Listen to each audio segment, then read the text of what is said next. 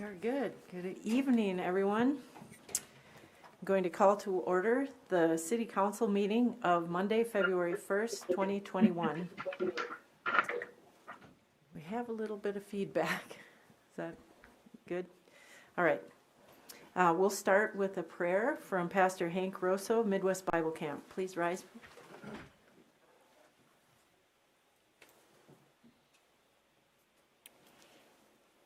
Please join me in prayer.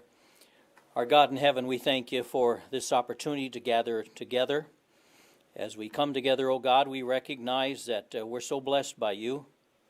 In this COVID environment, as we endure it, we're so thankful that you've blessed us with a community that's patient and understanding and cooperative. We're so thankful that you've provided leadership. Lord, nobody's ever dealt with anything like this before, and so we're thankful that every effort that's being made is done with compassion and a desire for a better world to come. I thank you, Lord God, for those on the front lines, our medical personnel in the hospitals and clinics and various areas, Lord. We thank you for protecting them as they willingly go above and beyond to help us. We think, Lord, also of our first responders with the firefighters and the police, the paramedics, oh God. Where would we be without them? Because we each one know that a tragedy is often just a phone call away. And we're so glad we have services like that. We're thankful for our streets. We're thankful for the lights. We're thankful for so many things we take for granted for. I thank you for these people here and their gifts and their compassion for the community. And Lord, I thank you that you would bring them together, Lord, as we have this common vision, is that our love for our community, we want to make it a better place. We thank you for these things. It's in Jesus' name we pray. Amen. Amen. Thank you, Pastor Rosso. Please join me in the Pledge of Allegiance. I pledge allegiance to the flag of the United States of America and to the republic for which it stands, one nation, under God, indivisible, with liberty and justice for all. Roll call, please. Albertson? Here. Bueller? Absent? Hoyer? Here. Pauline? Here. Lallam? Here. Manti? Here. Rodemsky? Here. Roby? Here. Billhauer? Here. White? Present. Thank you. Thank you. Item 5 on the agenda is approval of the consent agenda. Have a motion by Lallam and a second by Holine. Any discussion? All those in favor signify by saying aye. Aye. Anyone opposed signify by saying nay. Motion carries. Item 6 is the public comment period, and this is the time set aside for anyone who would like to make a public comment. You can step forward and do so, or if you're online, please simply say request permission to speak, followed by your name. Is there anyone that would like to speak? If you're here for an agenda item, then you could wait for that agenda item, but otherwise you're welcome to come forward and just state your name into the microphone.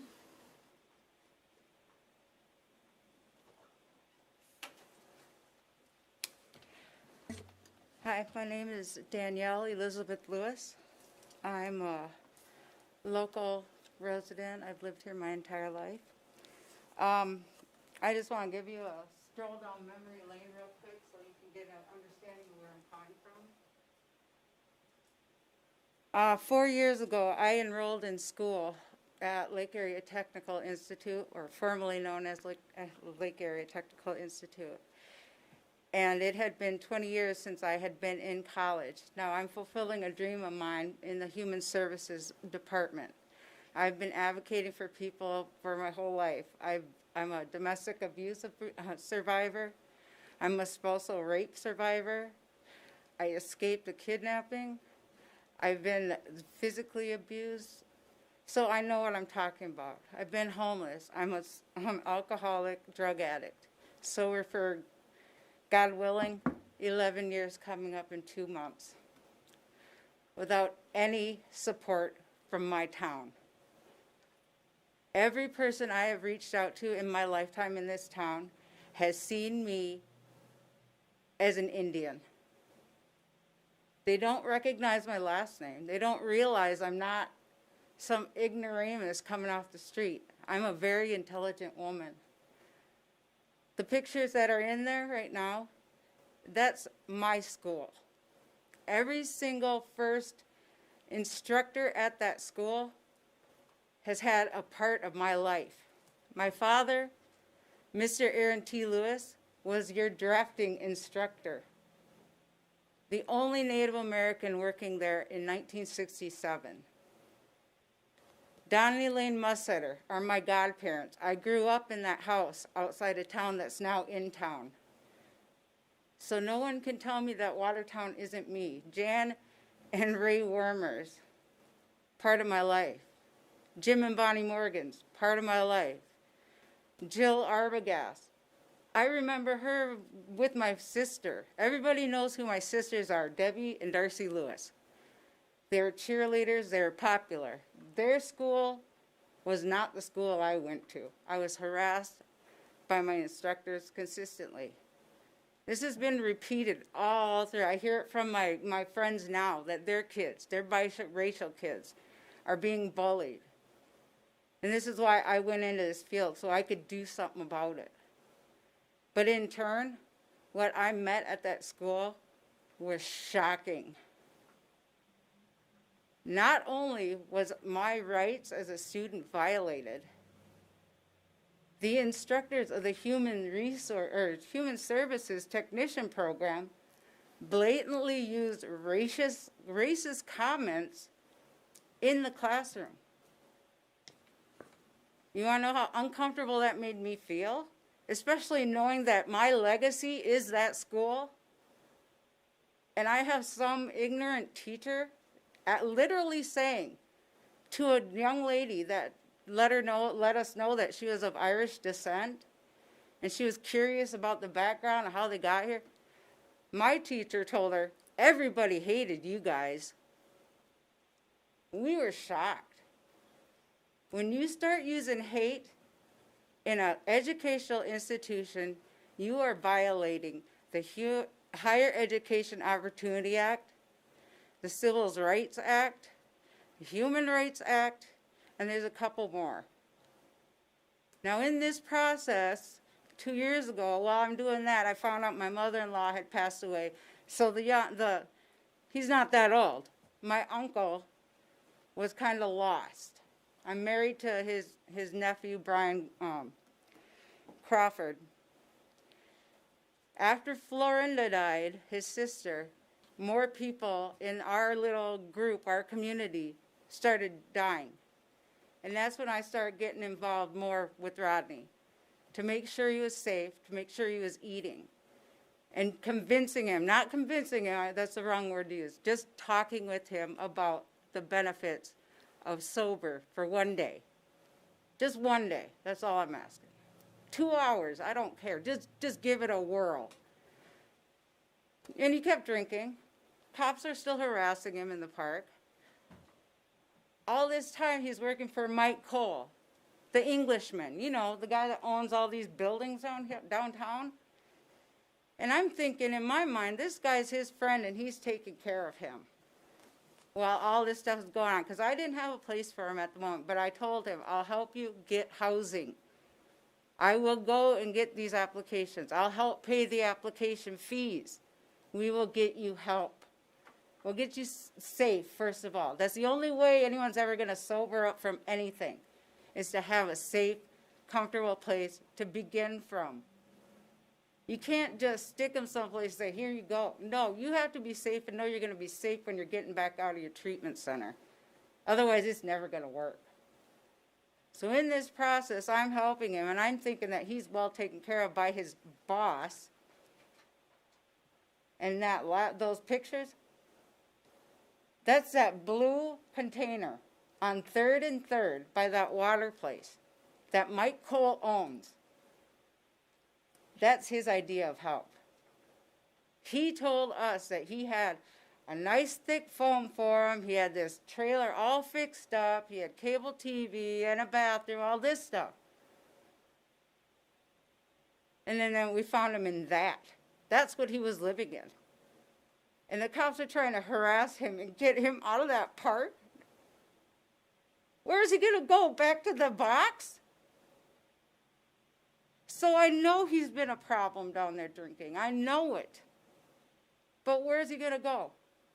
He tries to get food down at Access Ministries, and whatever that guy's trip is, tried to tell me that, well, Rodney doesn't have enough faith. Excuse me, super Christian, that's not all right with me. I let that go over for about a month because I grew up baptized in the First United Methodist Church. I know my Bible, and I know what Christian is. So I hauled my butt right back down there, and I told him exactly, I only need faith as small as a mustard seed. It says so in Luke 14. And I left. I told my community of members, quit going down there. They used you enough for their advertising, but now they don't want to help. So in that process, I find that all out. So now it's an emergency, and I got to get them out of there. I get a GoFundMe going on Facebook. My friends donated. I didn't go. I could have gone down to Makepeace and talked to Jill. I could have gone to Foley's. I went to school with that whole family too. I could have gone to any of these people, but I know how people will look at me. I'm Indian first before I'm a community member looking for help. That shouldn't be. I've been here by no choice of my own. I was adopted and brought here. But this is my hometown, and I love it. I love the memories. For crying out loud, Mr. Holeen grew up a block and a half away from my house.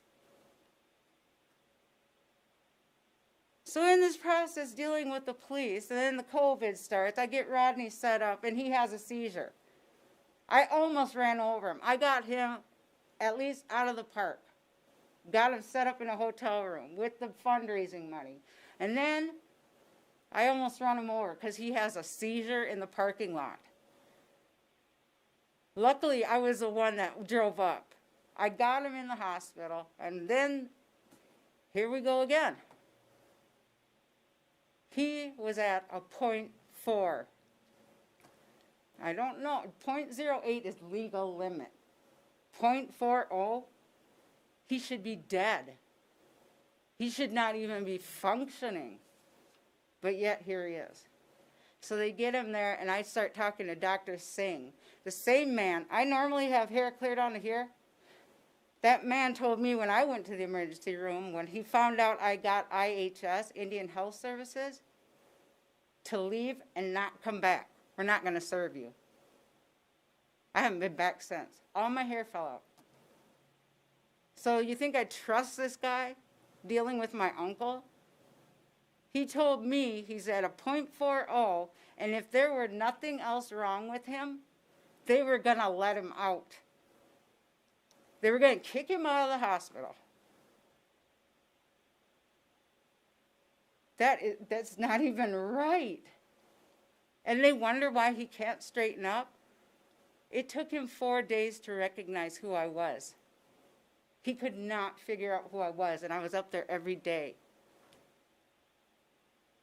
I prayed for God to take him home because I couldn't find anyone to help me get him housing. Just for one night. I went to Tim, and he said at Access Ministry, I'll pray for it. Just pray for him to die then, because this isn't helping me. Yes or no? I made it through that whole deal, talked to him, told him it was end of the road. Got to make a decision. He made the decision. He went to treatment. He completed it. I've never been so proud of him. No convincing on me. Just told him it's worth it. It's hard. It's really hard.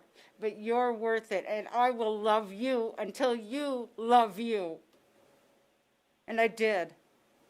He stayed sober for 45 days. And then he started hanging around his group of friends again and didn't take care of his recovery.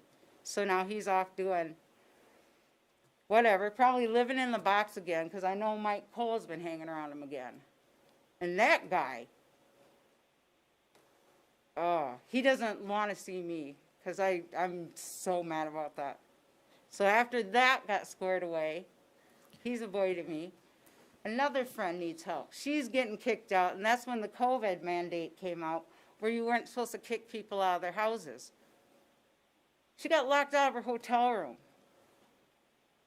because they said, oh, we can kick you out of the hotels at the guest house. Why that place is still open, I've reported it. Other people have reported it. I have no idea. That's where the drugs are. That's where the people on fixed incomes are paying $600 a month for a room with no phone, no fire extinguishers, black mold on the inside of the walls, and the walls are buckling. But no one will do anything about it. But this girl's living there, and she's locked out. So we have to hustle and find her a place. They let her back in. 2 weeks for each one of these individuals. 2 weeks. Got them housing out of my own pocket because I went to ICAP. And I went to all these places. And I was denied. So thank God I have friends that own businesses and know who I am and know I'm trustworthy and what I mean is what I mean. And they loan me money. I used my stimulus checks to pay back my loans so I can help another person. Because I believe they're worth it. No matter how horrible they're looking or how drug out it is, there's still that little piece of a person in there. Ms. Lewis, I appreciate your coming tonight. Thank you for coming, and I admire your compassion and your devotion to others. We have a long agenda. I understand. I'm trying to be quick, and this is the deal. So now in the process, of that, while Roddy, everybody's been gone, I've got the second one is completing treatment this week. She'll be coming home soon. And I'm proud of my work. So last year, after all that stuff was going on, my friend was murdered. You guys can each have one. That is a copy of what I took to the police station because I have questions about the domestic violence laws, policies, procedures, and what they are supposed to be doing at these calls. Because I had run-ins, I called them about a situation going on at my apartment building, and they didn't do nothing. How can we help you? This is where I'm getting at. Make them accountable. Number one, they're supposed to be arresting someone or making them leave the property. After we had problems with trespassing, they lied and said, oh, we can't do nothing about it, which is a lie. I found the laws that they didn't even pursue. When they got Rodney out of the park, everybody else disappeared. I'm trying to find them to get them their tribal applications for their help out, trying to help them find housing, and they're all gone. Because it's not anybody else, but the cops are telling them to get out of the park. My job was made expressively harder, and that's where Kendra would always be. That's why I'm wearing this mask. That's why I'm wearing red. She had called the cops before, and I know she did. She had a mental disorder, a mood disorder. Ms. And we Lewis, knew we that. need to move on, but I can tell you, we will all take a look at your packet and read it over, and I'll visit with the police chief about what you've told us tonight. And I thank you for coming, but we need to move on with our agenda. Yeah. Have a good evening. And this is what I get every single time. The whole point is the cops aren't doing their job. Kendra should not be dead. And they're not following through on their trespassing laws at all. Thank you. Is there anyone else that would like to speak about an item that's not on the agenda? This is your opportunity.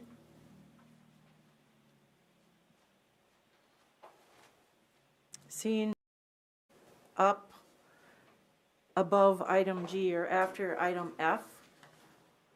And so with that change, do I have a motion? for approving the agenda? Motion by Lalem. Second by Rademski. Any discussion? Comment. Councilman I'm going to recuse myself from items A, B, C, and D. Thank you. Anyone else? Mayor, I will as well.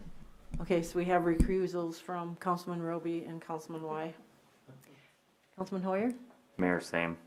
All right, we have recusals. We still have a quorum. So that's good. All right, thank you. Anyone else? Comments? All right, all those in favor signify by saying aye. Aye. Anyone opposed signify by saying nay. Motion carries. Okay, item A is application for a transfer of ownership of a retail on-off sale malt beverage and South Dakota farm wine license and video lottery license from Four Holdings LLC, doing business as River Card Casino, 7 8th Street Southwest, to Rodney and Shirley Parent, doing business as River Card Casino at the same location. Have a motion by Lalem and a second by Holeen. And I'd ask the finance officer, Kristen Bobzien, to give us any insight on this one, please. Okay, thank you, Mayor. This application is for the transfer of the ownership and location. It's a straightforward transfer. Really not much to add to this one. Okay, thank you. I'll go ahead and open the public hearing at this time. If there's anyone here that wants to speak about this item, please state your name for the record. If you're online, just say permission to speak.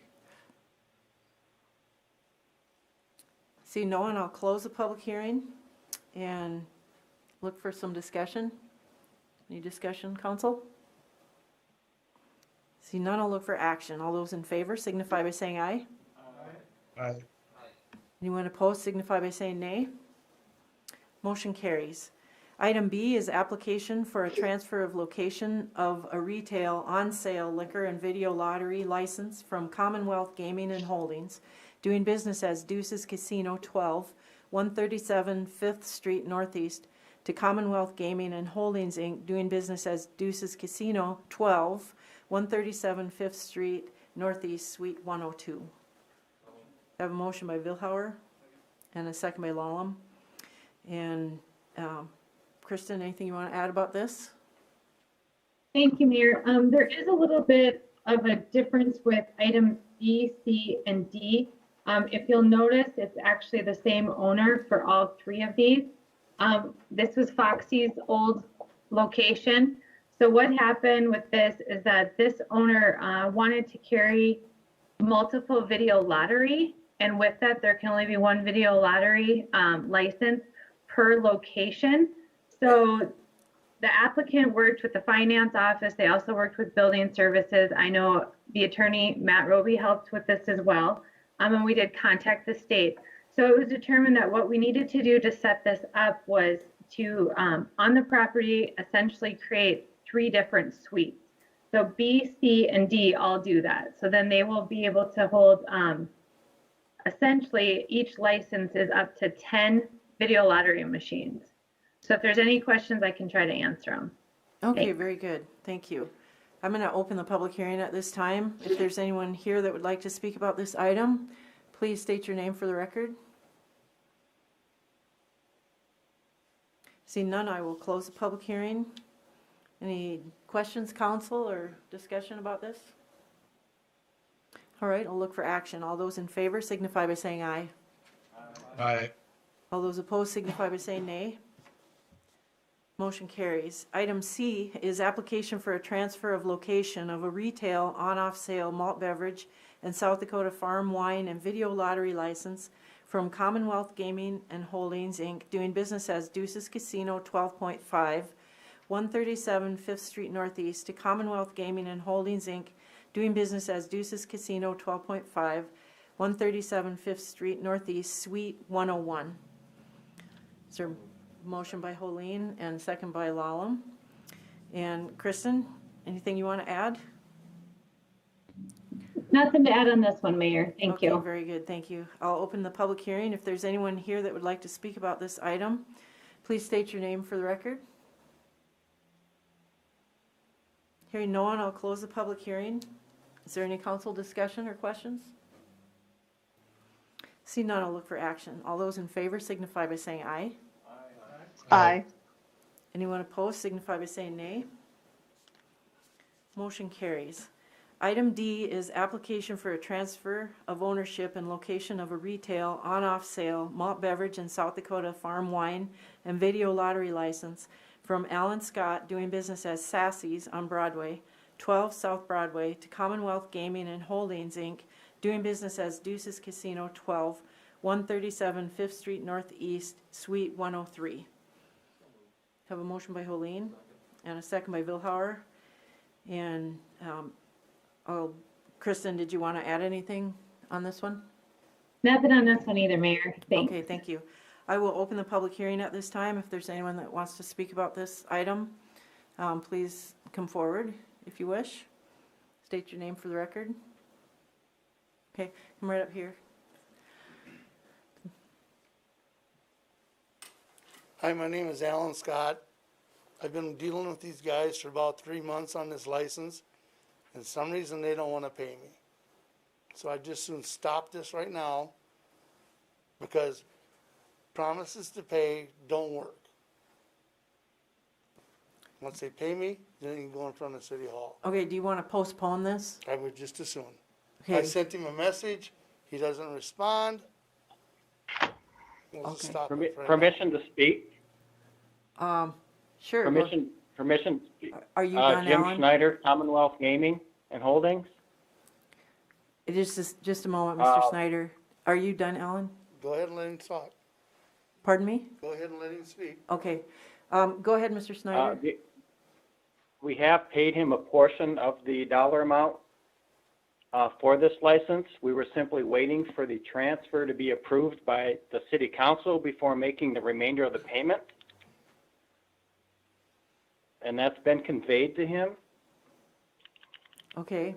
So Should've been once done this today. gets approved, he'll get paid the remainder. Okay, I think he's a little nervous about that. So, Mr. Scott, if you want us to postpone, you let the council know. If you want to move forward with the action, you let us know how you'd like to There's proceed. no guarantee. It's your decision if you want to Then we'll postpone. postpone. We've got a contract. I see the attorney's popping his head in. Matt Roby, would you like to speak?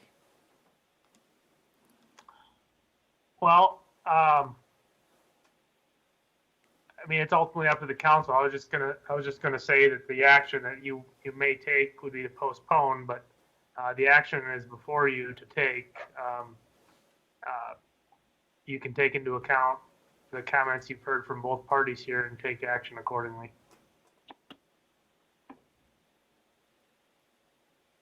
Okay, and I think the council wants to do what the owner wants. And Alan, if you'd like to postpone, I think someone will make that motion if you want to approve it. They've had 3 months to pay me. They haven't done it. They should have contacted me today. Somebody should have been here with a check, handed it to me. It'd been done. They didn't do their part. The only guarantee I got is to stop it. Okay, so, You did get a down payment, correct? Yes, I did. Okay. excuse me, Councilman Lallam. We don't need to get into a discussion between their business dealings on that aspect. If the current owner doesn't want to, I mean, whoever made the motion can make that motion to postpone till the next meeting. Right, I have Helene made the motion, and I think I want to be clear on what the owner wishes. And you're wanting to Yeah. postpone, not just They've had all day. kill it. Okay, Councilman Helene? I would make a motion to postpone to the February 15th meeting. All right, and Vilhauer? I would second that. Okay, so we have a motion and a second. Mayor, Yes, go ahead, Kristen. I just want to clarify that there is not a meeting on the 15th. It will be yeah, the right, 16th. The 16th is, The 16th. Thank you, Kristen. with that, the next meeting will be February 16th. One more thing. I'm leaving on vacation on the 8th. I won't be back till the 15th. If something happens, I could happen to have to stay there an extra 10 days. So they've got prior to the 8th to get this straightened out with me, and then it can go. Mr. Scott, that's between you and the other I gentleman. understand, I understand. Okay, so this will be brought back up on the next 16. meeting if this motion passes. So I'm gonna look for action. All those in favor signify by saying aye. Aye. Anyone opposed signify by saying nay. Motion carries. I'm gonna close the public hearing and, it's postponed, Alan. Thank you. All right, hopefully we did that correctly. Item E is annexation and zoning for a portion of Watertown Crop Nutrients LLC property located at 17742 453rd Avenue, Watertown, South Dakota.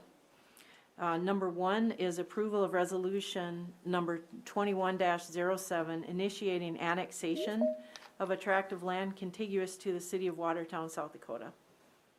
So moved. So a motion by Helene and a second by Rademski. And I'll ask the Public Works Director, City Engineer Heath Von Eye to tell us about this, please. Yes, absolutely. Thank you, Mayor. I have my GIS map pulled up here just for location reference on the property that is in question here this evening.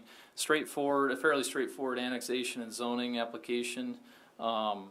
The southerly portion of what's known as the rail spur here, that's owned and operated in part by Watertown Crop Nutrients LLC, is the area in question. This yellow line is the current city limits, and the southerly portion of this rail spur is what's in question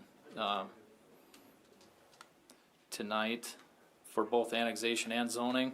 I have another map here in relation to the current zoning district that's adjacent to this land.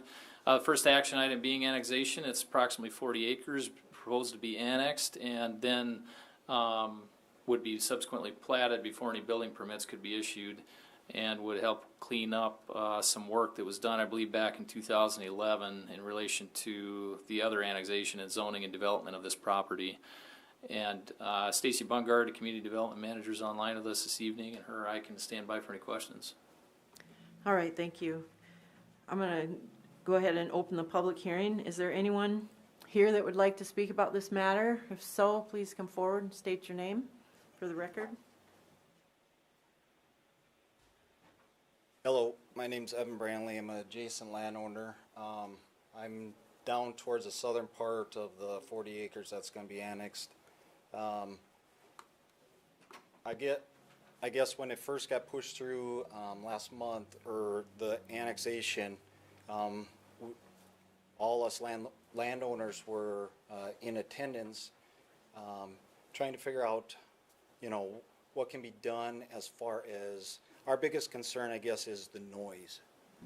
The residents, excuse me, along that southeast portion of the property there was there way prior to either the rail spur or the city future planning.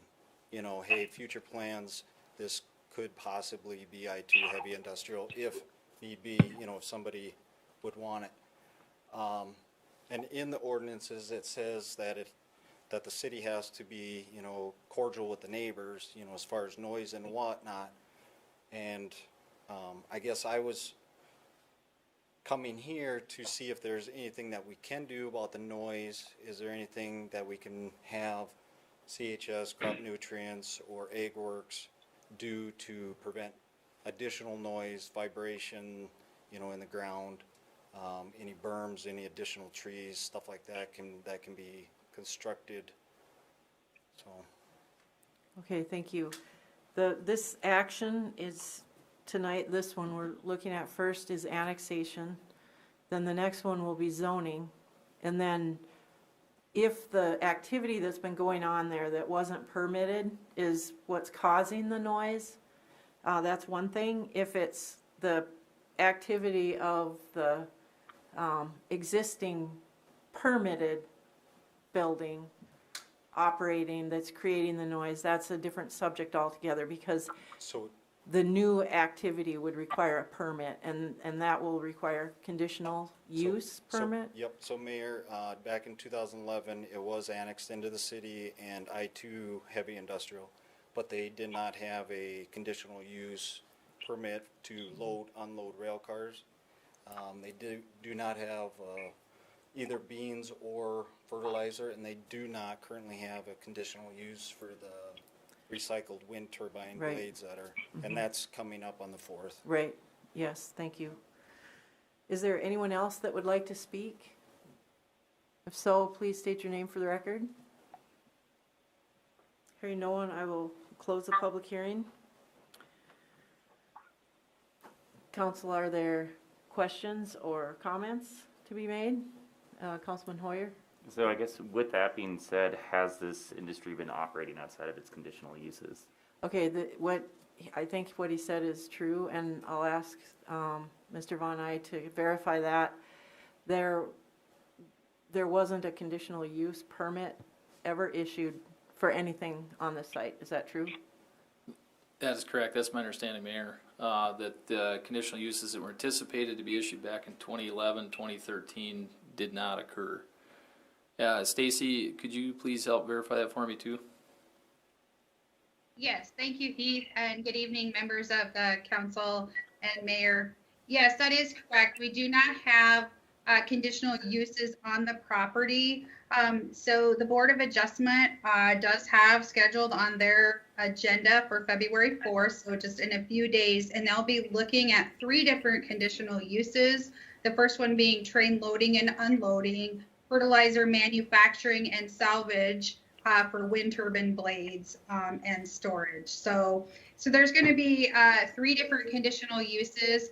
2 of them are already on the property, the train loading and unloading and the fertilizer manufacturing. However, the board still can review these, as well as the salvage storage for those wind turbine blades. There also was a community meeting that was conducted by urban planner Brandy Hanton, and she spoke with the neighbors and kind of tried to brainstorm some solutions that can be presented to the Board of Adjustment, as there is the opportunity to place some conditions at the conditional use stage.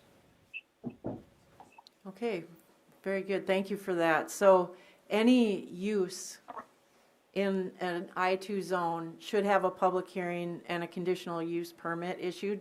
And what happened here was building permits were issued, but they were not given public hearings, and there was no conditional use permit granted. So that's what we're doing kind of retroactively for the existing facility that's there, and then forward for the proposed use on the land that's currently outside the city limits.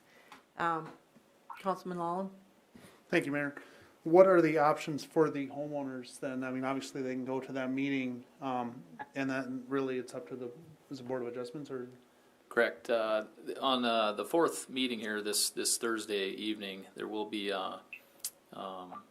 public hearings for those conditional uses, and the residents adjacent to this property can certainly show up.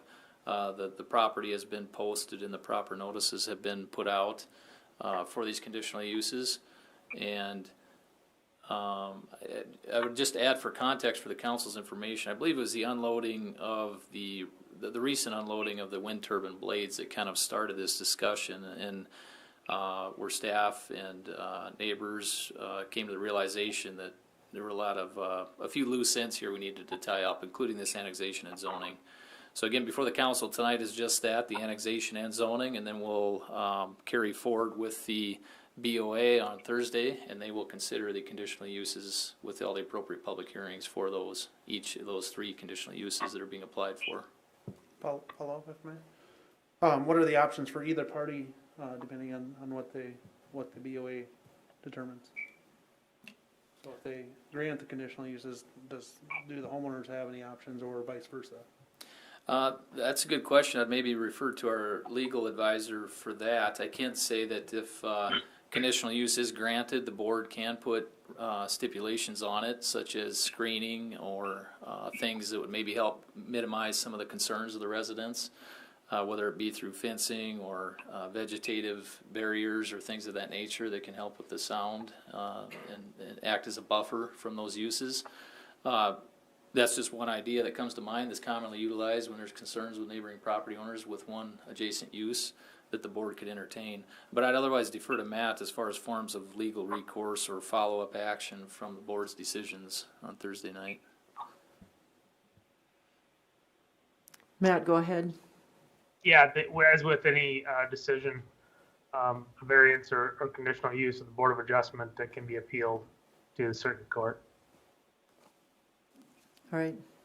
The conditional use hearing is when the board might establish conditions.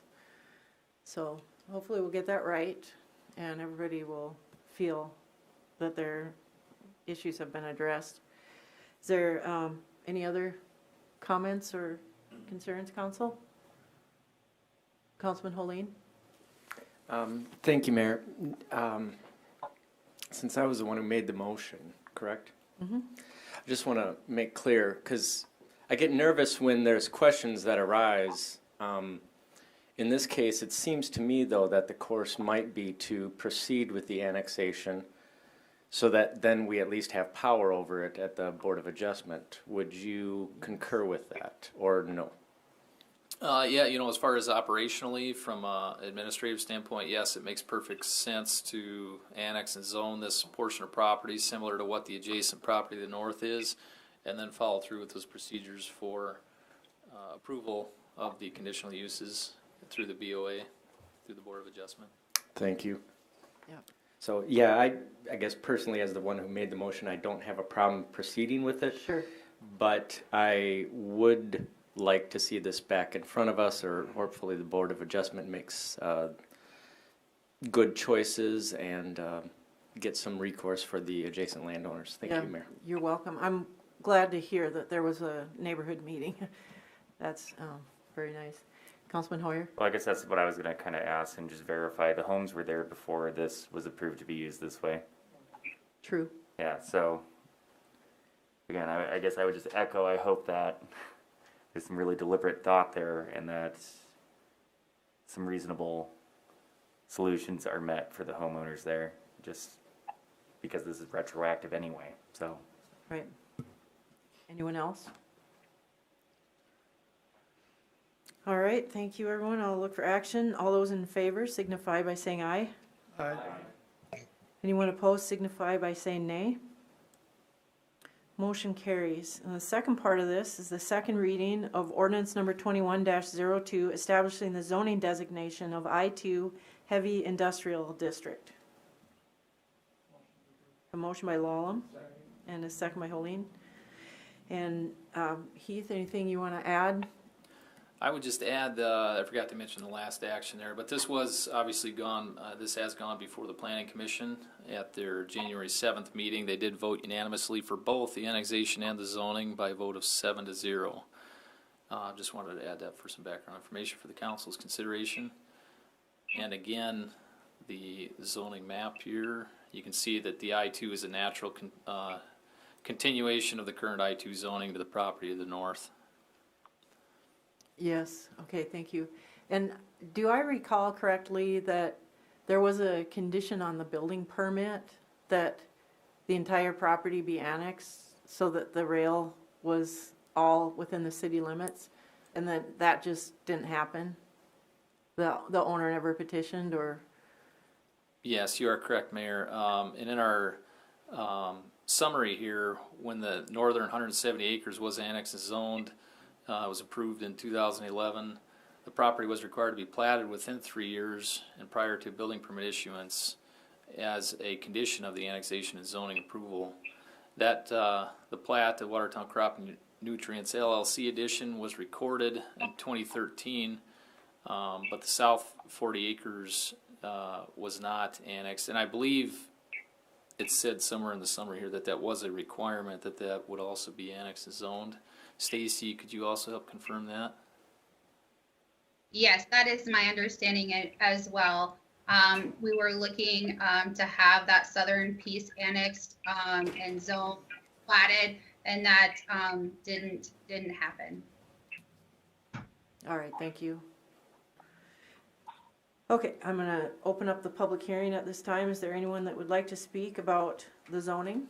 If so, State your name for the record.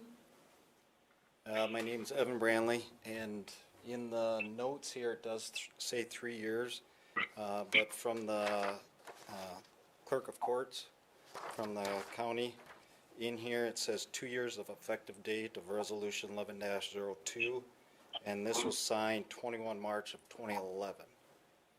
So 2 years past that is March of 2013. It was never plotted until after March of 2013. And was it to be platted and annexed, or annexed and platted? Annexed and planted, and in here it says, so it be further resolved that the resolution shall be deemed to have no force or effect and shall be deemed rescinded and no further action taken by government body if for any reason platting of said property has not been recorded at the Register of Deeds within 2 years of the effective date of resolution 11-02. Oh, but it did get platted after that. After, yes. Yeah. So actually, it shouldn't be annexed, annexed or I-2 heavy industrial at this point in time because of, it was not plotted. I see, mistakes have been made. Not sure. I think we're trying to make up for the past mistakes and do things right moving forward. But that should be taken into consideration at the point when they're requesting conditional use for establishing conditions. Is there anyone else that would like to speak? The public hearing's open. Seeing no one, I will close the public hearing and entertain some council discussion. Councilman Vilhauer? I hope the Board of Adjustment can help out here when they discuss this again to give some relief to the landowners out there. I've got a question. I mean, I know the Comprehensive Land Use Plan recommended this as, the annexation zoning as I-2. Do we have other examples of, the residents, that's still in the county, correct? Do we have other examples of I-2 next to a residential, zoning within the city? I realize it's a county, I'm not sure. Casino Speedway is I-2, and it's adjacent to South Lake Drive R1. So we do have examples of that already within the city. Yeah. There might be others. Yeah. That just popped up. I feel for the homeowners out there, I don't feel like we can turn this down, but I do hope the Board of Adjustment can give them some relief when they take this up Thursday. Really, when you give that zoning designation of I-2, that's where we put the loud, stinky, dirty uses that are offensive in any way to any of the, for any reason. That's where it belongs, is in an I-2 zone. And to put that right next to single-family homes is a very serious thing to do. And hopefully the property owners will be taken into consideration adequately. Any other council comments or questions? Councilman Holeen? Okay, Councilman Lallam? Yeah, I actually ran into one of the BOA members today, and they stated that that got moved. Is that correct? From originally where they were going to be putting it, that moved to the south because of soil? Yep. Is that correct? So maybe originally that was supposed to be up farther north, and I had to come into the city. Is that what you've been told, Evan? Yes, when it originally got designed, it was supposed to be towards the north, and the soil samples came back, so they moved it. And then the rail spur needed to move or enlarge also with it, and that's why the 40-plus acres to the south. Well, it was originally supposed to all get annexed in, but 40 acres to the south after the revision got dropped, forgot about, so. Would they have, just a question, Mayor, and maybe you don't know that, but would that have been something that they'd had to do on like their building permit? To move that from where it was located on something else? I don't know. I don't think that what the building permit would have had a very explicit location for whatever's built out there. The activity that they're doing doesn't require a building permit per se, but it does require conditional use. And that's where they didn't get a conditional use. They didn't need a building permit, so they just started doing their business, and it didn't come to the city's attention that that was happening until the property owners adjacent complained. Because we don't know if nobody tells us. We thought this was a fertilizer plant, and they're doing fertilizer plant stuff. And the noise, I don't think, is generated by the fertilizer plant, but I could be wrong about that. Just the trains. Yeah. Do you need a permit for railroad tracks? I have no idea. The railroad tracks wouldn't require a They don't need one? building permit, but it would Gate permit? require grading permit. Okay. And it's not a structure per se. Sure. Correct me if I'm wrong, Heath, but Yeah, no, it's a unique one. Obviously, we don't issue a lot of permits for, so I could see at a minimum a grading permit being appropriate for something like that. But there's no vertical construction to, or even foundations or piers or anything like that going but in. clearly it's a use. It is a use. And that requires a permit. Okay. And that was never granted. Yep, that's the only question I had. Councilman Holeen? Thank you, Mayor. I understand that there's some logic to possibly going through with this, but at this point, I'm reluctant to do so. I understand that there were mistakes made, and I don't want to exacerbate or compound those mistakes by proceeding at this point. So I guess I'm curious, what would happen if we voted this down tonight? Because then we'd leave the property in question kind of half city, half county, correct? Or, yeah, it'd still be annexed, sorry, but... I don't think that we can leave property without a zoning designation for longer than, I think they're supposed to happen at the same time. So I guess that's a question for the attorney. If we did one action but not the other, I don't know. I guess I would ask our attorney then. Put him Thank on the you. spot. Thank you. Matt? I don't know the answer to that. It wouldn't be good though. I mean, that's not, you can come forward and need to speak into the microphone so it goes on record. For tonight's purpose, can it be an I-1 and not an I-2? That's a question for the attorney. Can the zoning designation be changed from what it was advertised? It's a lesser zone. Matt? No. Cannot? No, it cannot. Okay, thank you. Councilman Hoyer? Well, I guess the other question here is because they don't have these conditional uses. I mean, technically, to be running a railroad right now on those grounds is illegal, correct? Yeah, you know, Well, they had that puts Matt on the spot. I know, I'm sorry, Matt. This is highly unusual. And I think that we thought we were doing things correctly back when. And it was, you know, a couple mayors ago when this was going through. I think Mayor Thorson had just started, but this whole application process started under Mayor Williams and different people. I don't know what happened. And I don't know what good it does to try to figure that out, other than can we try and make it right? Well, it's the question of, do they cease railroad operations until this is resolved and that gets it moving? Or, because realistically, it feels like the landowners have grounds for recourse to it. Because they shouldn't be doing it, technically. And so it's this weird gray area right now, Right. just because we haven't seen. Right, but clearly they got a building permit for a fertilizer plant, and no one would think that they were building a fertilizer plant and a rail to serve it and not planning to use it. There's a reasonable expectation that they were doing the right thing. Sure. Matt, do you want to comment on that? What was the question? Councilman Hoyer? I guess kind of the legality of operations right now without actually having the permitted or the conditional use on this. I guess for me, I kind of sit there looking to the landowners next to it going, you shouldn't be dealing with rail cars right now because they're technically not supposed to be in operation. But, you know, if there was reasonable assumption here that these things would be happening because we knew there was a railroad kind of going in here or a set of track, then I guess I'm just curious what the legal status of this would be. I'm a little bit hesitant to, comment too much on the status as it sits right now publicly. Yeah.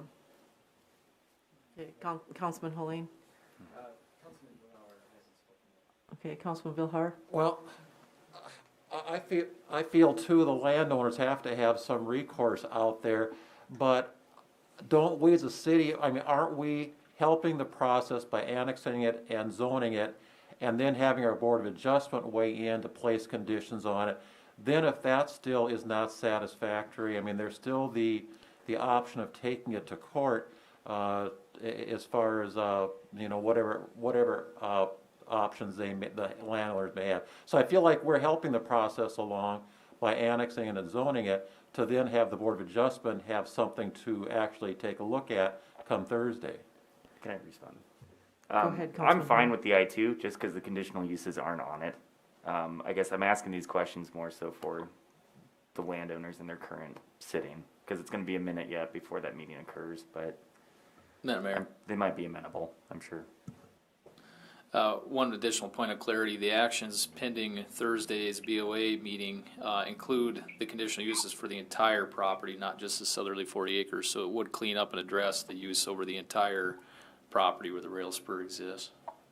Right, so at that time, if the property owners aren't satisfied with the conditions, then they could pursue more action. I think what you're saying, Glenn, is reasonable. Anyone else? Councilman Hoyer? Just real quick, sorry to pull you up here one more time, Evan. The landowners, when you guys spoke in your meeting, you're really just seeking some sound barriers and some proofing just to address the view, and then of course the acoustic impact. We're not trying to stop the business. We know it's there. It's going to continue to grow and become more of a rail yard and more noise. So it's like, now it's like if we can get those barriers built or whatnot, you know, when the conditional use is talked about on Thursday, that's what we're looking forward to. I mean, am I trying to stop the I-2? No. I wish I would have paid more attention back in 2011, but here we are. All right. Sure. Thank you. Thank you. Anyone else? All right, I'll look for action. All those in favor signify by saying aye. Aye. Aye. Anyone opposed signify by saying nay. Motion carries. Thank you. Okay, item F is the second reading of ordinance 21-01, an ordinance repealing section 19.0108 and amending section 19.0132 of the revised ordinances of the City of Watertown, clarifying the permissibility of U-turns. A motion by Hoyer and a second by Holeen. And Matt, will you please tell us about this one? Sure, thank you, Mayor. This, as I described it last time, basically what's happened here is the police department actually came forward, identified a spot in our ordinance that was contradicting itself. And so what we did was propose this solution, which would essentially allow for U-turns only at uncontrolled intersections. So intersections without a stoplight or without a stop sign. And even at those uncontrolled intersections, those U-turns would of course still be subject to giving other vehicles a right-of-way, taken with due care, and not recklessly. Okay, thank you. Questions, council? This is a good cleanup for our ordinance, which has some conflicting language in it right now. All right, not seeing any comments, I'll look for action. All those in favor signify by saying aye. Aye. Aye. Those opposed signify by saying nay. Motion carries. Thank you. Okay, we're going to move up to item J, which is discussion and decision regarding the future use of the Watertown Senior Activities Center building.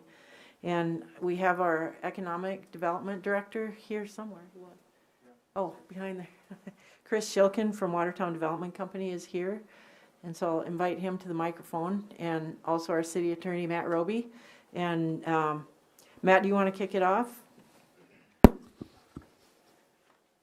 Yes, I can do that. So as we discussed at the last meeting, the Downtown Park Committee, as well as the adjacent developer, are just kind of looking for some direction, firm direction from the city as to what our intentions are with the senior center property adjacent to the future location of the park and adjacent to the future development next to the park. So essentially what they're looking for is whether or not the city is willing to exchange the park property or a portion of the park property for a couple of different options that they've laid out. And I believe one of them was, some square footage in the new facility. It would have some public space as well as bathrooms. Also part of this discussion is the future vacation of the alleyway, and then a potential of transferring the city's portion of that vacated alleyway to the developer for that project. And let's see here, I believe that about covers it. Okay, so the council has some options, and Chris, if you could tell us a little bit about those. Yeah, you bet. Chris Shilkin, Watertown Development Company. Thanks, Mayor. Thanks, Matt, for the recap there. So tonight, just want to essentially what we're looking for, based on the options presented at the last meeting, is at least move forward with option 4. So Jesse and his team can finish up the design for the Ruins project and kind of start moving down that road. There were other options listed out that were discussed. Those can be figured out at a later time if the Downtown Park Committee and the council chooses to do so. But I think tonight, at the minimum, would just need some commitment to item 4 in that last proposal that was sent out during the last council meeting and that we discussed at the prior council meeting. So with that, Jesse's here. Ellen from the Senior Center is here as well. So if there's any questions for them, Jan DeBerg with the Community Foundation's here as well. So I think the underlying issue or underlying feedback that we got from the park committee was the Senior Center removal is highly recommended. Without committing the city to anything further, this would seem to be a nice fit that Jesse and his team would develop that site, and it would be a complement to the park on the original plan, with providing a little bit of public space in the bathrooms in exchange for building the new senior center at Generations, and then also the public space adjacent to the downtown park. So just to be clear, option 4 involves the city giving some of the land that is currently owned by the city and has the senior center on it. Some of that land would be given in exchange for some services provided by the developer, and the developer would encroach onto the property. The park's going to be on part of the property. Right. Correct. And the developer's adjacent project could be expanded into what's now city property. Yeah, on the alley and different things. So thanks for bringing that up on the map there. So as you can see, there is some incorporation of the current park that's there to the south of the senior center. Kind of gets incorporated into a park-like setting as well, on which the design proposal, what it's heading for, is the favored one, which is up on the screen right now. And this shows the larger development with the space, which would have been option 1, but that obviously would be scaled back if it, what we're asking for is option 4 at a minimum tonight, just so that we're clear moving forward on that. Okay, and the details of the option 4 haven't been worked out, but I think that the council can weigh in on this. And Matt, I asked Matt to come up with a motion that would reflect the council's desire. So he'll be at your service if you're ready to make a motion. But do we want to invite anybody else? Jesse, if you want to speak, or Ellen? One other thing too, I think handed out a plan for the new senior center footprint. Is that correct? I think yes. All the council members should have that. Invited Ellen if she wants to provide any feedback, or if there's questions for you know, their excitement for the new senior center. Yes. And things like that. So definitely would turn the mic over to Ellen if she wants to say a few words, if you guys have questions. So. Okay, thank you. Councilman Vilhar? I've got a question for, I guess, either Chris or Jesse. Whether it's option 1 or option 4, demolition of the old senior building would be done by the developer, correct? Correct. That'd be the developer's responsibility and cost. Okay. That's all I got for right now. Okay, but obviously not until the seniors have a new place. We aren't booting you. And the city is excited about the possibility that this presents, and the other project is amazing that is proposed to have the senior center in it. But we want to make sure that the seniors have a secure lease, similar to the lease that the city has, before we cancel our lease with the seniors, because there's some assurance that the senior citizens get from having a long-term lease with the city, that we're going to provide that facility for you, and we won't move without your assurance. Correct, and that was the reason to invite Ellen. Then also, I believe Jesse sent their signed lease. Jesse hasn't signed it yet because based on all the factors tonight or in the coming weeks. So I believe Matt Roby has a copy of their lease agreement. Yeah, I'd like to see that. Ellen, would you like to come forward? And please state your name for the record. Good evening. My name is Ellen Dreer. I'm president of the Watertown Senior Activities Center, and we are absolutely ecstatic about the new possibility. The room, the space, everything is just, I can't find words for it. Well, I'm really happy to hear that. And we were hoping to have you say that. I mean, we don't want to kick, we're not kicking you out. We understand that, but we all know the age of that building. Yeah, yep. Right, thank you. Appreciate that very Thank you. much. One other thing, Michael Anderson with ICAP, I believe, is on the phone too. And okay. So as far as the Meals on Wheels Mike program or anything, so Mike, if you're available, you can weigh in. Go ahead, Mr. This Anderson. is Mike Anderson.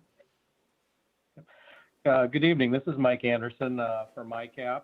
Thank you, Mayor, and thank you, Council. This project that is being done with Generations on First is, I think, one of a kind, and I think it's going to be something that the entire state can take a look at.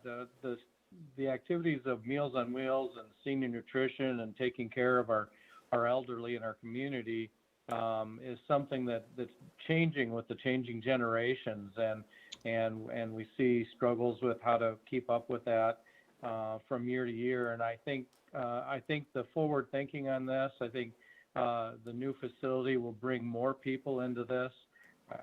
I'm very excited about what we can do there in Watertown.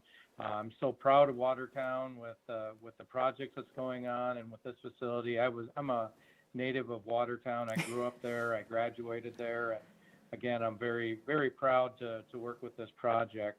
I'm also very proud of the support that the community has as a whole.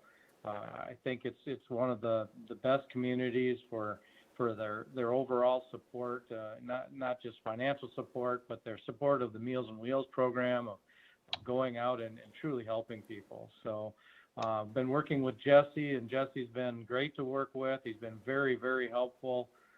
We've got I think a great design for the kitchen there. I think we can provide a great service for the community. Right now, currently, 60s Plus Dining is providing between 4,000 to 5,000 meals a month in the Watertown area. It's a combination of our catered meals from some of our restaurants in town and our hot meals that we provide there for our congregate. We're providing about 200 home delivered meals a day. Our frozen meal program we developed as soon as COVID hit, and it has been fantastic for a program. There's been a fantastic support in the community, and the amount of people who are utilizing that service. It's been a great tool. I believe this new facility will allow us to do a better job and provide more meals and more services for the people in the community. Our next step is obviously going to be looking at the overall cost of equipment. We're going to have to secure funds for those equipment and get that going, but I'm excited for this next stage of the process. Excellent. Thank you, Mr. Anderson. And I see Jan DeBerg with the Community Foundation here. Would you like to say something, or just providing your general support by coming? Okay. We appreciate it. And this is Foundation Plaza, due to a grant from the Community Foundation that this park will be named. So it's all good. Jesse, did you want to speak? Oh, I see Matt Roby had his hand up. Matt, did you want to say something first? I was just going to clarify the action that the council would be taking tonight, but if I would let the other commenters go first. Okay. Anyone else want to speak? Councilman Lallam? Thank you, Mayor. The members that were on that park board, would they be willing to speak on what they're in favor of on this? Go ahead, Councilman Hoyer. I mean, it's been pretty overwhelmingly in support of it. The biggest thing that I guess we're kind of wondering too, because it realistically looks like we're talking mainly between 4 and 1. If we did 1, that opens up some more opportunities for, of course, storage, but it would also open up opportunities. I know it had been mentioned a little bit, an indoor play space, even for warming, because then if it were utilized in the winter or something, it still gives you an option to come inside and do something, so it could be utilized even better for all season use. But that is another financial commitment. If we go with 4, that just keeps it as is. I was wondering if Jesse might be able to answer if there would still be some room for discussion on it afterwards, as long as we still agreed with the footprint exchange. Yeah, absolutely. I mean, this was all kind of started with the idea that we wanted to make this the best possible park that we could. And so that's where the conversation started coming with the current senior center and the Palace, of course. So, taking down the Palace, that'll started today, it'll really hit stride tomorrow. But, I was sent on a mission to kind of find a new home, a better home for the senior center. That's how Generations came into play. So that was the whole common denominator of, the cycle or steps that were taken in this. But as far as your answer from 4 to 1, 4 would be the minimal, the minimal that we would do. And then we'd look for direction from the steering committee, John from Confluence, the commissioners, the citizens of Watertown, as to how they want to transform that. There's always going to be the ability to add on additional public space.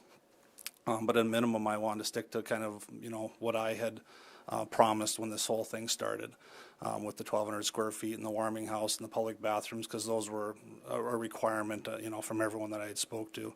But if the commission doesn't, I mean, it's really hard to make number 1 and make a kind of open-ended blank check, if you will, commitment on that. So I would see number 4 being the easiest conversation right now, with, like I said, input coming as we progress on the downtown park, and then the city commissioners, mayor could make a commitment as to the price point of putting additional public space in. Whether it be through bids or, again, my whole plan with number 1 is I would build that for what it would cost me. I'm not trying to make a profit on it, but if it would add to that park, I would do that at whatever my cost would be. I'm not trying to make a developer fee or a GC fee or anything like that. When you add additional, space onto an existing wall, it just saves a lot of money in the long run rather than have a standalone type structure.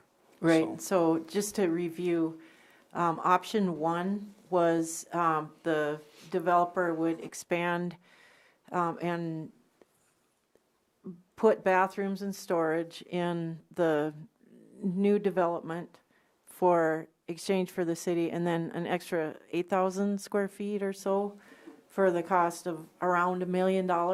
Yeah, it's about $90 a square foot is actually what the cost comes out to be. So the city would, the bathrooms and the storage is coming at no cost, but correct, the additional space that we would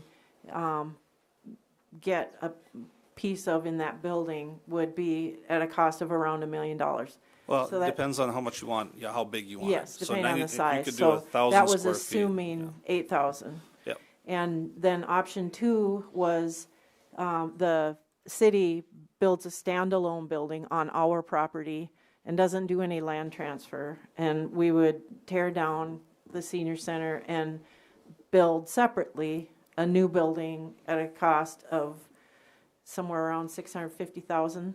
Yeah, and those were numbers that came from John from Confluence. Right, Yeah. and then option 3, I need help with that one. That was yours. I think it was just Oh, leave it. option 3 was do nothing, Right. do nothing. Leave the senior center as it is. There's nothing exchanged.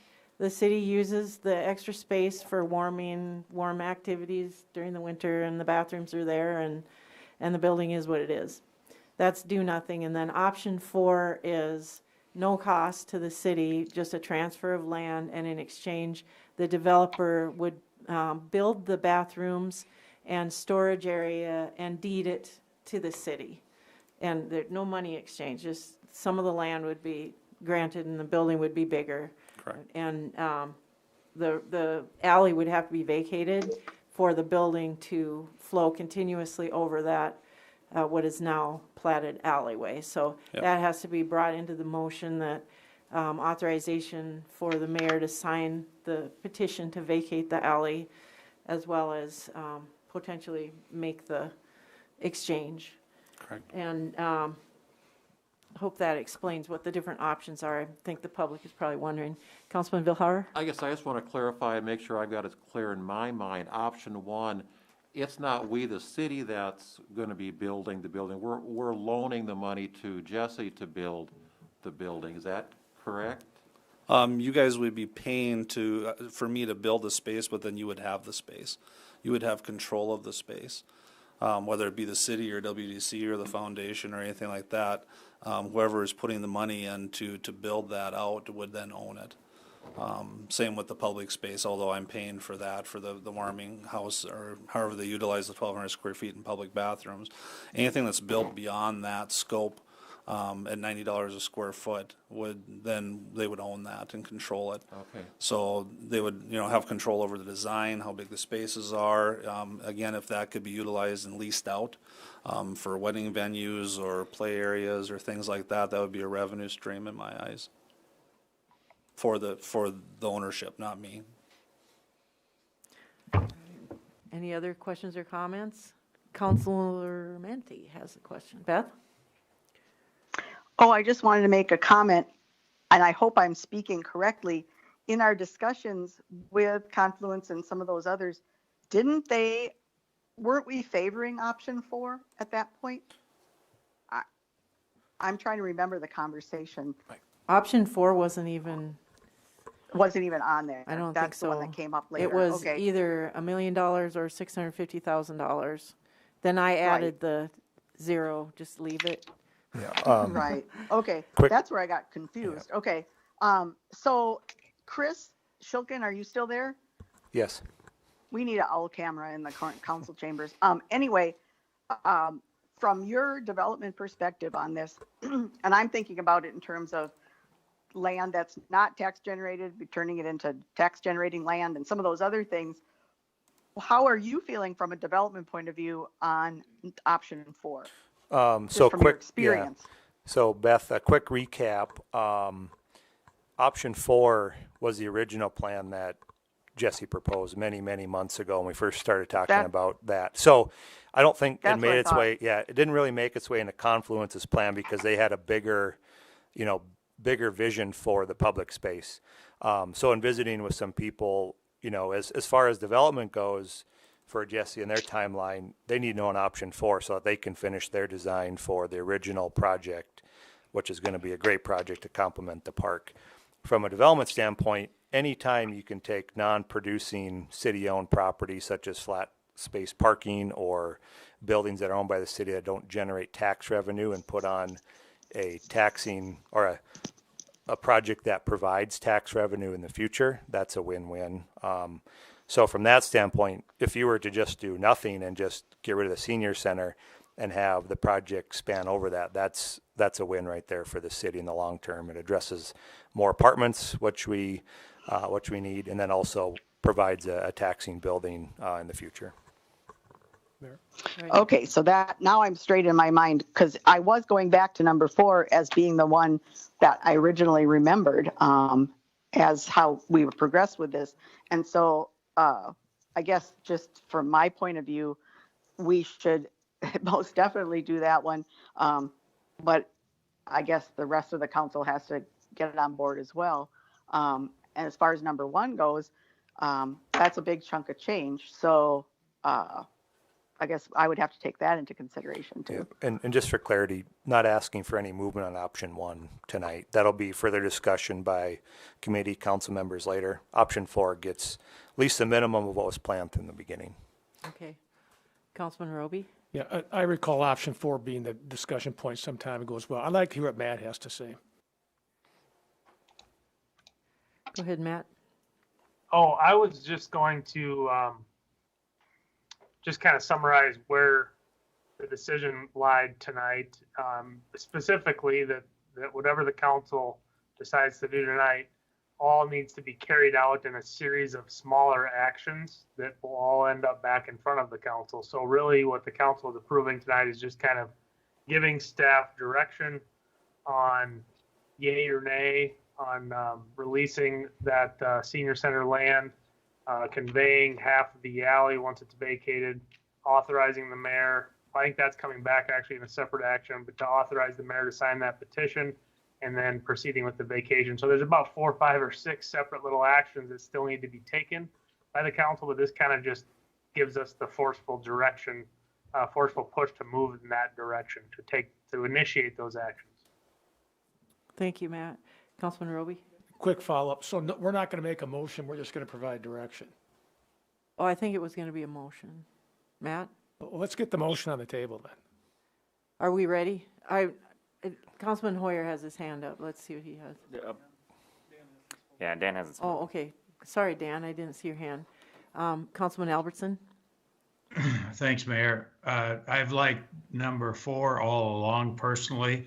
I think that it does a couple of things. Number 1, it gets that land into Jesse's hands and he can do something with it, but it puts it on the tax rolls. And 2, I can't imagine that we want any more property to take care of, and this takes care of that. And we're going to get a nice building out of it that's going to match the rest of it and fit in very well with the new plaza. So I'm recommending number 4 and would be glad to make that motion. That's why my hand was up too. So if Dan wants to make the motion, if Matt can help us formulate it, that would be great. Okay. Is that? Okay, so we got lots of echoes. Matt, do you want to state what the motion could be to reflect that? Sure. This, in my estimation, this is essentially what the motion should state.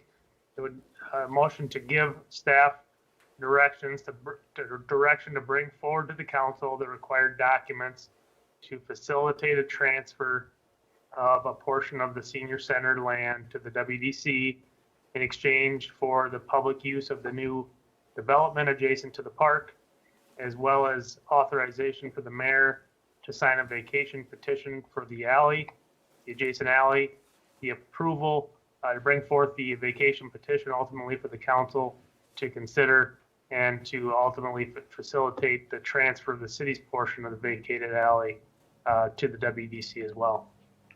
Okay, you got that written down? Yeah, I do. To transfer to Kristen, because I started and I didn't finish. So would anyone be willing to make that motion? We have a motion by Hoyer, second by Rademski. Further discussion, council? All right, I'll look for action. All those in favor signify by saying aye. Aye.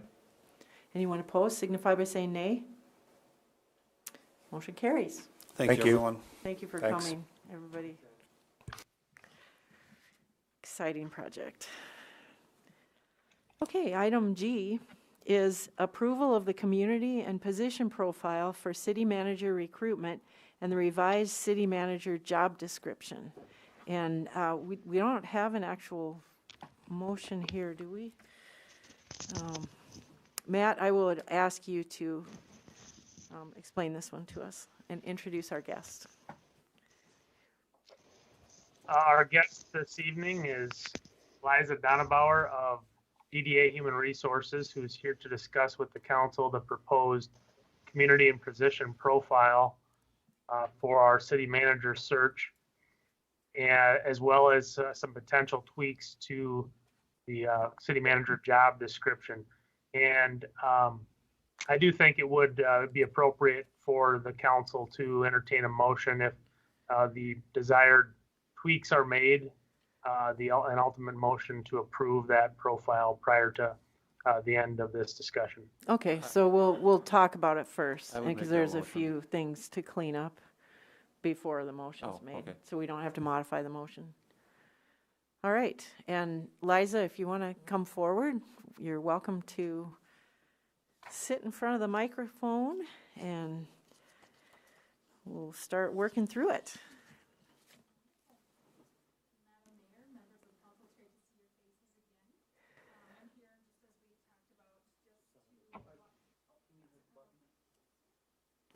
Oh, there we go. There we go.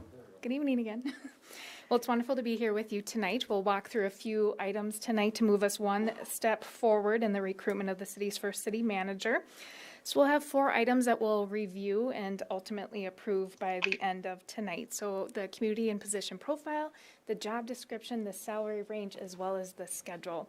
So just to provide a little bit of background, I was here in early January, where I was here for 3 days and got to meet individually with each of you and met with your department heads as well as stakeholders. And that information really allowed us to put together the profile that you see here tonight. I want to make sure that it's an accurate reflection of the community and the organization and position. So that's why I'm asking for your input and feedback. I brought my red pen just as I promised. I did receive a few changes from Councilmember Vilhauer earlier this week, and so we'll go ahead and make those changes. And it was items pertaining to just kind of cleaning up how we labeled a few items in there. So I'm not sure how you prefer to move forward, if you have just general comments to provide or if you want to go through it page by page, but I'm here. Yeah, I think we should do each document and just kind of go through them page by page. So the profile is first. Want to start with that? And I know I had to do some research based on what I read there. We have 2 lakes in our city limits. And we have Lake Kempeska and Lake Pelican.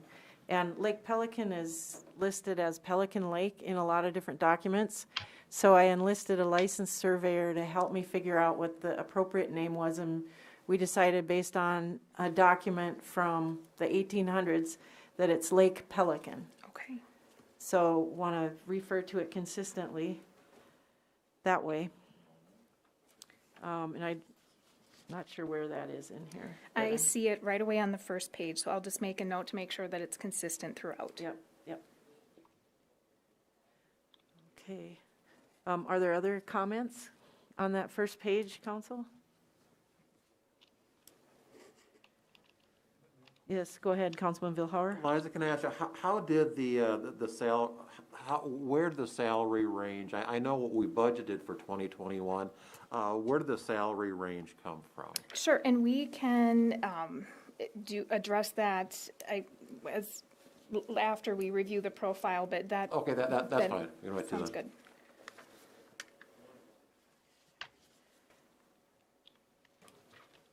Any other comments? I have some more too, and I can't remember where they are. I didn't write them on the paper, but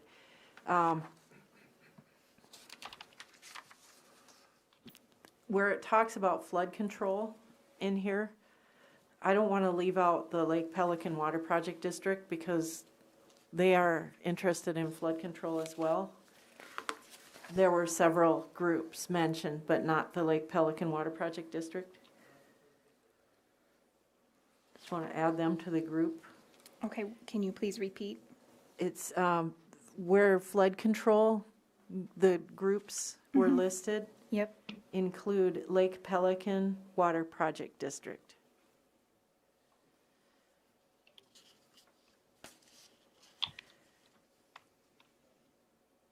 Lake Pelican Water Improvement Project. Water Project District. Water Project District, I apologize. That's all right. Sounds And wonderful. in here, we have referred to First District as Association of Local Governance, and it's governments. Okay. And those two changes I noted were on the page labeled Manager Goals and Projects. Mhm. And I think Glenn made the comment about arena, referring to the arena. And I also referenced Mount Marty University rather than Mount Marty College. Correct, under referred to. under Right. education. And the org chart, is that in the profile? It is in the profile. It's on the page labeled The Organization. Well, I'm not sure, so. Okay, go ahead. Yeah, let's just go ahead and start at your beginning. Because I was just gonna, I've already pointed out Lake Erie Tech, but the picture of Lake Erie Tech also says Institute, I think, I saw one of those. That's page what, is that 4? Oh. The big picture in education, it says student center. Mhm. There's printing on it, but I believe it says institute on there, that should say college. That's not mine. Under education page. That's, you mean on the photograph? Photograph. So can we white that out? That's a professional photograph by our marketing consultant, and that was what was on the building. I mean, we could probably fog it out of the photo. I don't know if anybody would notice, but yeah.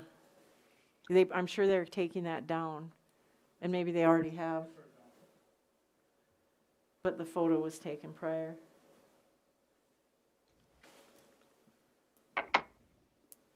Anything else on that section?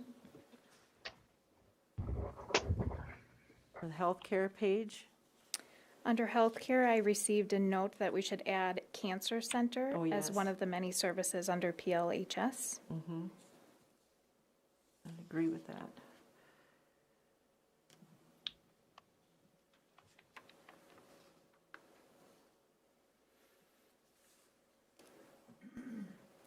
Right. Next page, recreational activities. I think our Thursday night lives aren't mentioned, and that draws a crowd every week all summer. As activities downtown. Okay. Oh, right, yep. Yes, there were 2 name changes on the, where is that? What page? Yeah, I see it. Okay, it's on page, 67. Okay, so we have Worthington Industries is now Crenlo. Is it Crenlo Cabs? Crenlo, what's the official name of that company? Crenlo,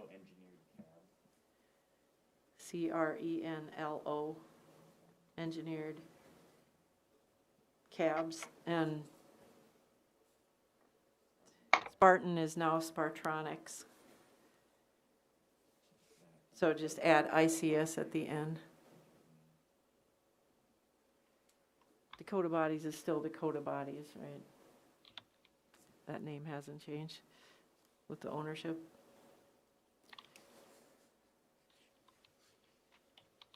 Okay. It's Prairie Lakes Health Care System, not just health system. Okay.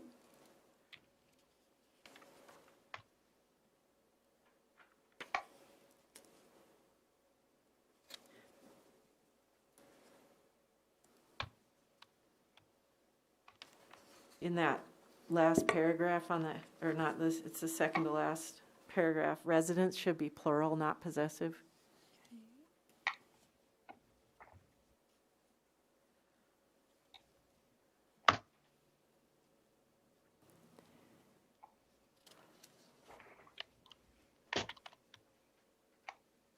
Councilman Roby?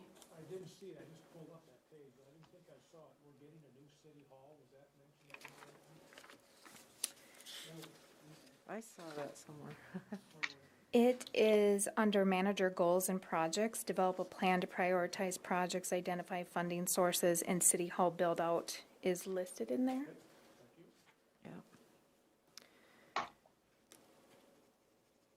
One thing that, if it's okay to move forward to the page with the org chart. The library's missing, and I know it's under the library board. Is that why you didn't put it on here? Mm-hmm. And also the Park and Rec, we've gone through this, the Park and Rec department reports to both the Park and Rec board and the mayor at this time, and I'm assuming, Matt, and correct me if I'm wrong, that the Park and Rec department will then report to the Park and Rec board and the city manager. But the library will still be under the library board. Is that correct, Matt? Yes. Okay, so I probably want to add the Park and Rec department. Okay. Parks, Recreation, and Forestry department. Okay, so add a box along the same line as attorney, police, Yes. fire. Okay. Madam Mayor, Yes. I noticed the airport board or the Upper Big Sioux Watershed Board are not listed. I don't know if both should be, but I thought I'd point that out. Yeah. I didn't notice that, thank you. It was the airport board and the watershed. Upper Big Sioux, Well, the Upper Big Sioux Watershed project is independent of the Okay. city. that's why I wanted to make sure. I know the airport board is Yeah, an but the advisory airport board is not. The other one would not be. Yeah. Okay, wonderful.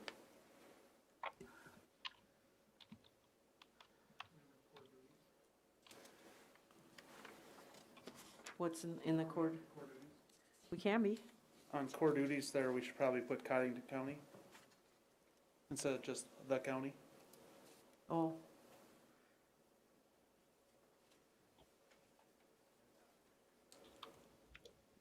Let's see that. But Because that's the only county that we're affiliated with.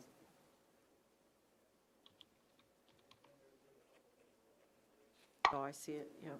It's Cottington. second bullet point down there, Liza. Wonderful, yep, I thank you. And just a point of clarification too, the core duties listed in here will match the approved job description, so, but we'll make sure that the county is identified. Yeah, okay.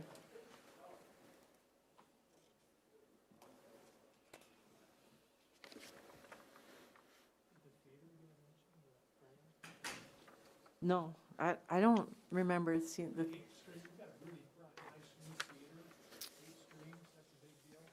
Okay.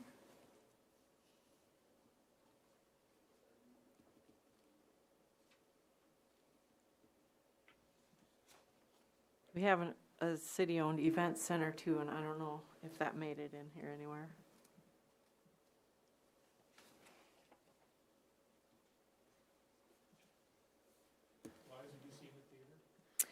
I cannot, no, it doesn't stand out, but I've made a note to add it under recreational activities as well as the city-owned event center. Oh, gotcha. Yeah. I've heard. It has lovely reclining seats and. mhm. Don't go if you're a I- little bit tired. Yeah. I fall asleep. Is there anything in there on like community theater? Is that listed? We. Town players. Yeah, town players.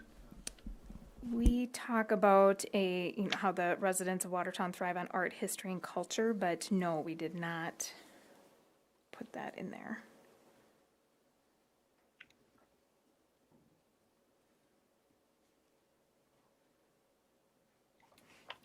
Okay.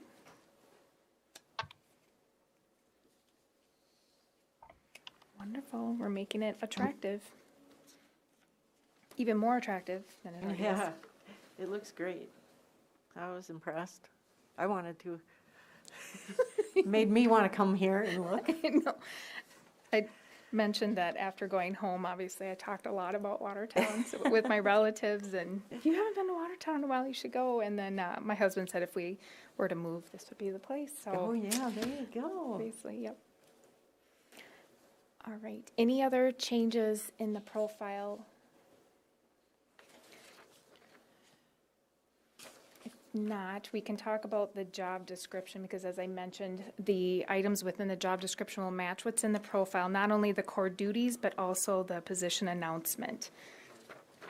I think you saw my comment that the minimum qualifications per the profile didn't mesh with the qualifications. Okay, you're nodding your head, so you understand what I'm talking about? Yes. Okay. Yep, we will make sure that matches based on what the council approves tonight. So the, if we downgrade it, we've already had this position rated by our, every position has points assigned. And it might get a different score with the different qualifications required, so we'll have to send that out. But we'll do that right away. If we make the changes, the HR director is ready to send it out in the morning. Wonderful. That's great. We have a little bit of time. We won't start advertising until February 15th if the council Okay. approves this schedule. So yes, we have time for that. Okay. I had a question about item number 23, and I know you didn't write this. It was the original job description, I believe, was written by our wage study consultant. And item 23 is promotes and creates opportunities for economic development. And I know some towns don't have an economic development director, but we have a professional development company with a very professional staff that does do the creation of opportunities for economic development. So I question whether we want to have that word create in there or what it means. That stuck out to me as well, and I guess I have no problem whatsoever with promotes. Correct. I thought if anything, this position should be supporting or finding opportunities to support any economic development that activities that are in play. So yeah, maybe creates could be changed, but I think as long as we make sure that we keep the spirit of the sentence Right, in yes. there, I think I is just think important. it would be a conflict with our economic development director if we've got two individuals out there leading the charge and meeting with, you know, recruiting, and like Chris does, he does a fantastic job, and I don't think we want to change that. Anybody disagree with that? Okay. Otherwise, I thought your changes were excellent. Thank you. Councilman Villar? Maybe you've answered the question, Sarah, but I guess, so okay, who drafted the original job description? It wasn't Liza. No, it was our consultant. And I thought it might have been me when you answered that, because I took a job description from Brookings and one from Aberdeen, and I molded them together. And when I got to work today, I pulled it out to see if it was this. No, this was not the one I Okay, so did. it was our consultant that we worked with on that wage study Right. drafted that. And the revisions were made by whom? By me, and that's just simply just to clean up a little bit. There was a lot of repeated. There's a lot of redundancy. Okay.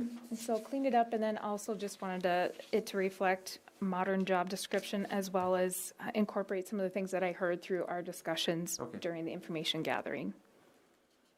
No, I read through the changes and I thought they were very good. Agree with it. Councilman Lallam? Liza, on those minimum required qualifications, what's the reasoning for dropping those down? Or Sure. should we have the other ones higher? Maybe that's a better. So in my review of city manager and city administrator positions, by far yours were the highest requirements. I cannot recall ever seeing a required master's degree. Granted, a lot of your candidates will already have it, but my concern is that if you make that a requirement, in addition to the, 10 years of experience and 5 of those must be an executive level, you're really going to be limiting the number of candidates who'll even consider applying. Your proposed salary range looks great, and so that will be very attractive, but once they start looking at the requirements, it'll rule out a lot of your potential candidates. I mean, you could have a candidate with many years of experience, but maybe they didn't get their master's, so then you're already saying, well, nope, you don't qualify. And vice versa, you may have somebody who has a master's, is extremely talented in what they do, but maybe they only have 7 or 8 years. Well, then you're not going to be looking at them. So my just recommendation would be to at least allow for, it could be a desired attribute or a preferred, but a requirement. I would recommend a bachelor's in any degree that's relevant to this position, and then lowering potentially those number of years of experience that you're requiring. Okay. The salary range has received a cost of living adjustment. Mm-hmm.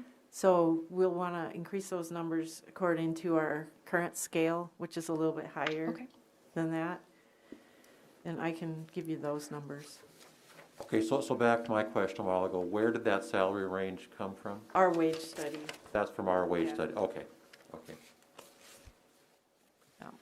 And so do you want to supply the salary information once the consultant has taken a look at? Yes, I think that's probably that sounds good. The best thing to do.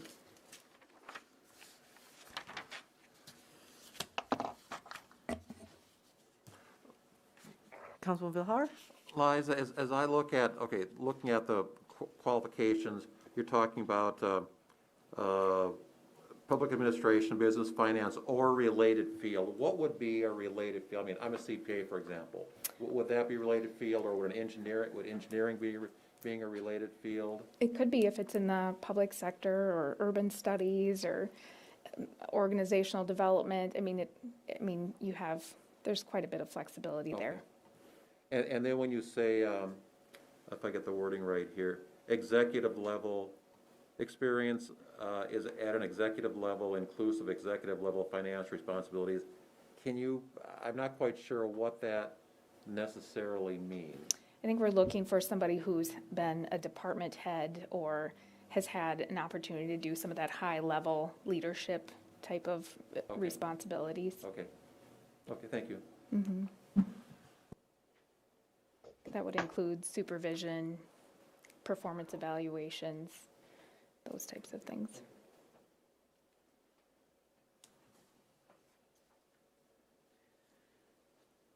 Anyone else have any comments on the job description? All right, what's next? Okay, so final is just getting some feedback on the salary, which I understand you'll submit that to your consultant to take a look at the job description, but the final piece would then be the search schedule. So there was a schedule, it was the same as you would have approved it as an amendment to the agreement, our service agreement with you. There are 3 dates that are highlighted in yellow.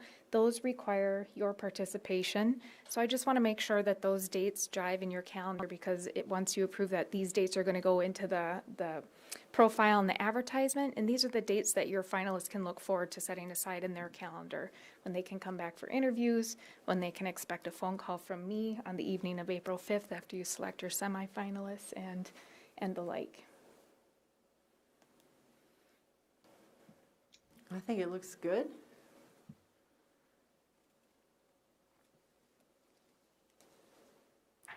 Anyone else? Councilman Lallam? On April 5th, we're going to be doing that selection of finalists during the council meeting. Is that what it is? That's typically Okay. how it's handled. We'll put those names out there or not? No, so that information is considered private information. Right, So you'll receive that information. It's not for public information. And then when we are here at the meeting, you'll refer to the candidates by the number that's been assigned to them. So it's a very simple process, but it works. But it's out in the open, is it, or is it an It executive? is out in the open, and it's okay to be that way, because you're not going to be talking about the candidates where they're currently working or living. We're not going to be identifying the candidates. You'll just simply come to the meeting after you've reviewed the information and let me know which numbered candidates you're interested in meeting in an interview stage, and then together we'll tally the numbers and determine who will be the candidates that'll receive invitations. So you would expect that the council would meet and discuss amongst themselves? Nope. So 1 week prior to April 5th, I will submit information to City Attorney Roby to forward and on to you, and in there will be a clickable link. You'll do it in the comfort of your home. You'll review resumes, cover letters, video interview responses, and work personality strengths, and just based on that information, you'll come to this meeting with your own individual thoughts and ideas, and I'll ask you at that time to, again, provide your individual thoughts to me, and then that information we'll talk about it publicly, just as I mentioned, as in the form of a number, and we'll tally the votes essentially. So if 5 people are really excited about candidate number 1, well, that'll probably be the person that will be invited for interviews at the end of the process. So, Interesting. It's a very simple process, but I promise you it works.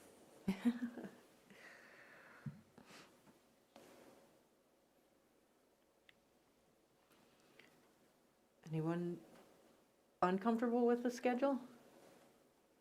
I think we're all good with it. Okay, wonderful. Then I'll use those dates. Okay. And those were the review and approval items that I needed tonight. Also, as for discussion, I don't know if you're interested in just providing some feedback, but in the memo that I provided you, gave some ideas on what your interview day or days could look like. And in preparation for that meeting on April 5th, if you provide some must-haves, some things that you want to make sure that we do for interviews, I will come back with a draft interview schedule for your approval on April 5th. So I don't know if some of those ideas stood out to you. I mean, I listed items such as a city tour, lunch with your leadership staff and council, individual interviews with council members, a community meet and greet type event, a leadership staff interview, full board formal interview process, and any other variations or combinations. Again, I don't want to get too much into the weeds tonight, but if there's some must-haves, I'd love to take that back to my office. Yes, Councilman Roby? Tours, I think are, we're interviewing them, but they're interviewing us as well. So processes I've been involved in the past, a tour can help you or hurt you, and I think in our case, it can really help us. So the problem is they're time consuming. So what recommendations do you have? So I do typically see a city tour being conducted, and it's usually done early on in the process, kind of an informal get to know you. It also helps the candidates be able to have some perspective when they're having conversations throughout the interview process, whether it's with the leadership or with the stakeholders or you as a council. It's easy for them to, I remember seeing that specific project that I'd read about in the profile. So having it maybe as one of your first activities, pre-COVID, we were conducting city tours through a bus and having a couple of your community cheerleaders on the bus and having a little bit of back and forth, pointing out some items. Sometimes there's a get off, let's go and take a look at the Public Works building, some of those types of things, and then bring them back, and then we can start the rest of the formal process, whether it's formal interviews or informal meet and greets. So that's how I've seen it done. Now with COVID, it's made things a little bit more challenging, so we can come up with a Cadillac plan and try to pivot as we get closer and we know kind of what the situation looks like. I think we should do that. When Lake Erie Tech, we were doing that, and the two things happen on that. One is, like I said, they're interviewing us just as much as we're interviewing them. But there's an enthusiasm for the community, and I can think of one candidate in particular. I could just tell that he wasn't enthused about. It may not have been the community, but when you're in that environment, I didn't see it, and that came through in the rest of the interviewing process. And that's a two-way street. I think it's very effective, and I think we would do some things, not so much public stuff, but just some of the amenities that we've got and all the stuff we got going on downtown and that kind of thing. It's a great selling point for us. Right. Councilman Lallam? Liza, would you look at that as being like a couple of the candidates together with some of the members, or just one-on-one? How would you envision that to go down? You can do it either way. This is your your process, but generally I see where everybody's on the bus together, and that way you can kind of see how the candidates interact with each other and how they interact with in a group setting all together, if they're more standoffish, if they're outgoing, all of that kind of tells you a lot about the candidate. This is over, it looks like there's an interview over a 2-day time frame is what you have down in there, 29th, 30th. I've set aside both dates. If you decide that you just want a full council interview process and you just want the 1 day, then we'll go with that. But at least then we'll have the 2 days set aside, reserved. The candidates can plan on those 2 days, and then we can get down to the details as we get closer. Okay. Councilman Hoyer? I guess I do think it's extremely important that we see them in those settings where they're interacting with others. Their interviewing process, it would be great if we could do individual contact like that, but I just don't think it's realistic since there's 10 of us. I like that idea of a full council interview. I think that'd probably be the most efficient when it comes to that aspect of it. But again, any opportunities where we can see informal interaction, I think tells you a lot. Mm-hmm. Agree. Councilman Lallam? Just to follow up to Michael's point there, I mean, you could always do the interview and then do, once you're through those interview processes, you get a chance to at least know kind of who they are. Then you could go out and do your drive in the community and, to Don's point, pointing out to, the items that have been going on and things of that nature. Because, we're going to only be allowed so many questions that we're going to be able to ask them on an interview. And then at least at that point, you'll have that interaction. If we have full council, we have to follow open meeting laws as well. Obviously, we could do it in executive session because it's, we're essentially looking at hiring somebody, but there's always those considerations that go with that as well. And we will make sure that we post an agenda for all activities where there's potential for quorum. So whether that's a city tour or a public meet and greet, we will make sure that we work with staff to have that posted. Okay, thank you. Councilor Manti? I was just thinking about the tour and interview, and I guess I just put a plug in for doing the tour first. I don't know how anybody else feels about that. Give them that chance to get enthusiastic about the city, see the things in the city, gives them an opportunity to comment on that or speak from a point of knowledge if you want to, when we're asking them questions about, well, how do you feel about the development, that kind of thing. If they've seen it and we've watched them either get excited or not excited, I think that would be how I would do it. I'm not speaking for anybody else, but personally myself, that's how I would conduct it. But I'm okay with either one, just putting in my plug that I think a tour is essential, but I kind of like the tour first and then the interviews, if we can work that out. I agree. Wonderful. And then any thoughts on involving your leadership staff or doing a public meet and greet? If so, I can at least draft something with that in there, and then on April 5th, you can kind of remove or modify as needed. Yeah, I like the idea. I think there's the opportunity to see interaction, and it's going to be probably exhausting for the candidates and stressful, but again, that's good information too, how they respond to that. And it's another tool for you as well in your decision-making process. So if you do decide to involve your leadership, whether it's in a formal or informal setting, a public meet and greet, I will ask for feedback from each of those groups, and then that feedback is then shared with you before you make your decision. So that's kind of a nice tool as well, because those conversations can be quite different than the conversations that you may be able to have with the candidates, and then somehow that makes its way back to the council, kind of helps you in your decision making. So if we have candidates that are like from Watertown and coming back, and it's going to be a different kind of a deal if they're out in the community meet and greet, and what, and they're seeing their buds from years ago, and I don't know, is that unfair or? No, I don't think so. I think it just, you never know what kind of comments can come from those interactions too. So no, I think it's, Yes. It depends on what you did in high school. That's How what well I was, you behaved. Dan Albertson will know him. that's what I was going to say, but I wanted to be respectful. That's funny. Well, wonderful. These are great Oh, points. Councilman and- Lallam had something. Yeah, Liza, just one thing, just kind of follow up on that. I mean, would you do that after interviewing, like at a separate date or the same time frame?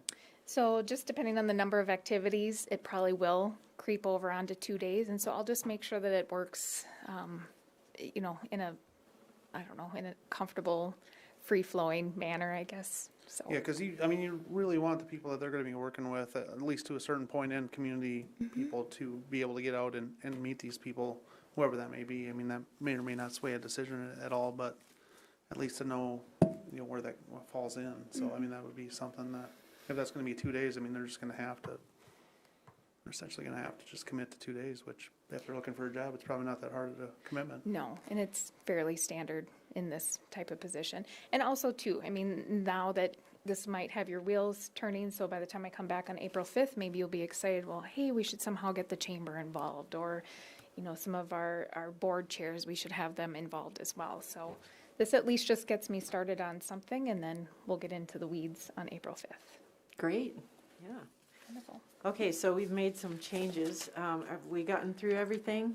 Yes. Are you ready for us to take action? Anything else before we take action? Because we've got a motion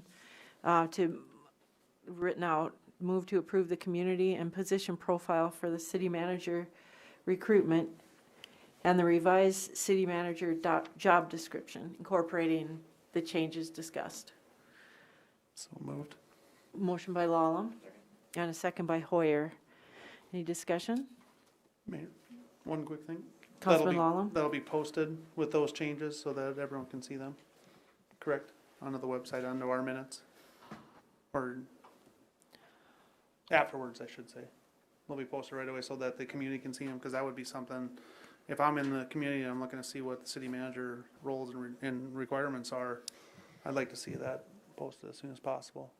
Maybe So- we put that onto our website versus besides just in the minutes. Yes, when it's polished off, I mean, we should post it with directions to Liza. Yep. So to get people, if they happen to fall on we don't want to just be silent about it. Right. Correct. Yeah, we want the world to know. So the day that we go live, I'll send an update, which can be shared with you all, just kind of showing all the sites where we're advertising it. I'll also include a copy of the profile and the position announcement that, yes, you can put on your website. You can share with all of your area partners and ask them to share it too. And we'll have as many postings as we possibly can have out there. And yes, all inquiries should be directed to me. Sounds good. Okay. Any other discussion? All right, all those in favor signify by saying aye. Aye. Anyone opposed signify by saying nay. Motion carries. Well, thank you, Liza. Thank you, everybody. Very exciting. Yes, it is. Big progress today. All right, item H is presentation and discussion of new housing development investment proposal by Watertown Development Company. Chris Shilkins here for that. And no action.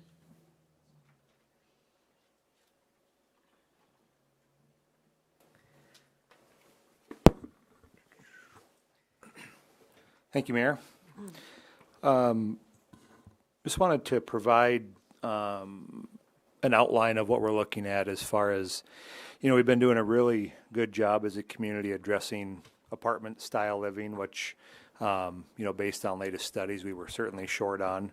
And with things that are in the hopper now, we'll continue to be short on for a while as local manufacturers are expanding, new ones are looking, and LATC is continuing to grow.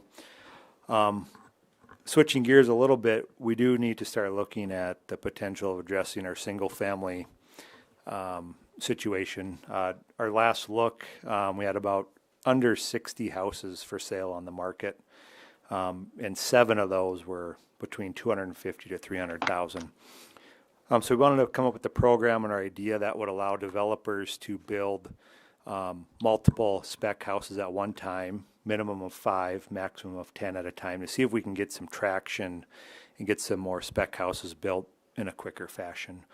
So we gave the same presentation to Watertown Municipal Utilities and are asking both organizations to partner with the development company more than likely in a form of a loan to the development company to go purchase 20 lots at a time, offer those to single-family housing developers to build spec houses.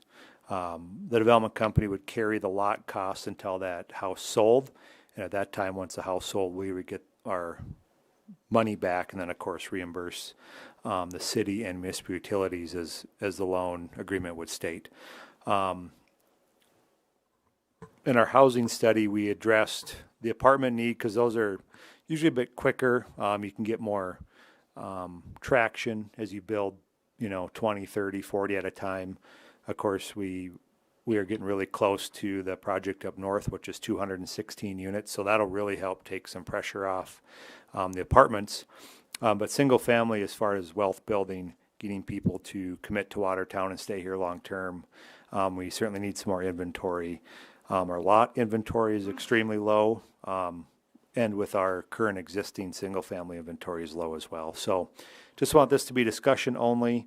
I do have a follow-up at the next Municipal Utilities Board meeting, and then I would see coming back probably that first meeting in March back to the city to see where you guys would, if you're able to participate, knowing what utilities decision would be too, so we kind of know what dollars we have to use to kick this program off.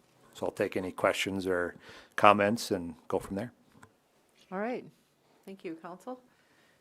Have any questions for Chris? To go through the handout.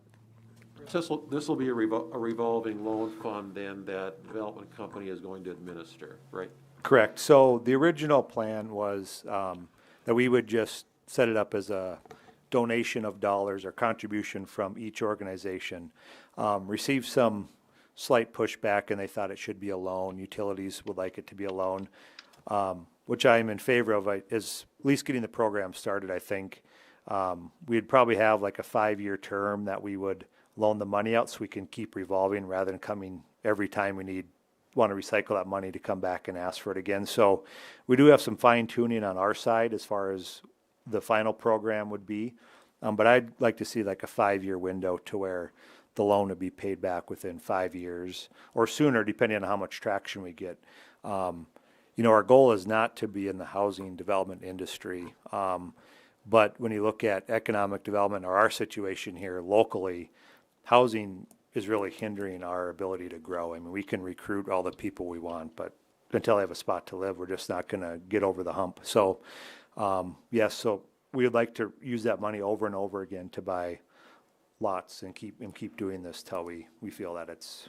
Do you envision those being interest-free loans, or will there be an interest component added on at some point? Or? No, I envision it being interest-free to keep the overall cost down. Also want to make one thing clear is this isn't affordable housing. This is just straight inventory. The developers that we've been talking to, they think the houses will fall in under 300, but certainly over 250. I don't think to get what we need for inventory in that market that we need, you're going to get much less than 250 right now on this program. So, Councilman Albertson. Thanks, Mayor. Chris, what kind of dollars are you thinking? Do you have it in mind yet, what you're going to ask the city and the utilities? I think it's a good idea, so I just was curious as to what you might be thinking. So we visited with some realtors and some developers, and we identified land in Valley View. They have 20 lots that are available. So we think a total of 900,000 split, 450 from each organization would get us the ability to buy 20 lots. And we've been talking to single-family housing builders that would commit to a combination of more than one, would commit to building 20 houses this next year if we can get this going. Councilman Hoyer. I really like the idea of this. I have a little hesitation with the demographic that it's shooting for. Mm-hmm.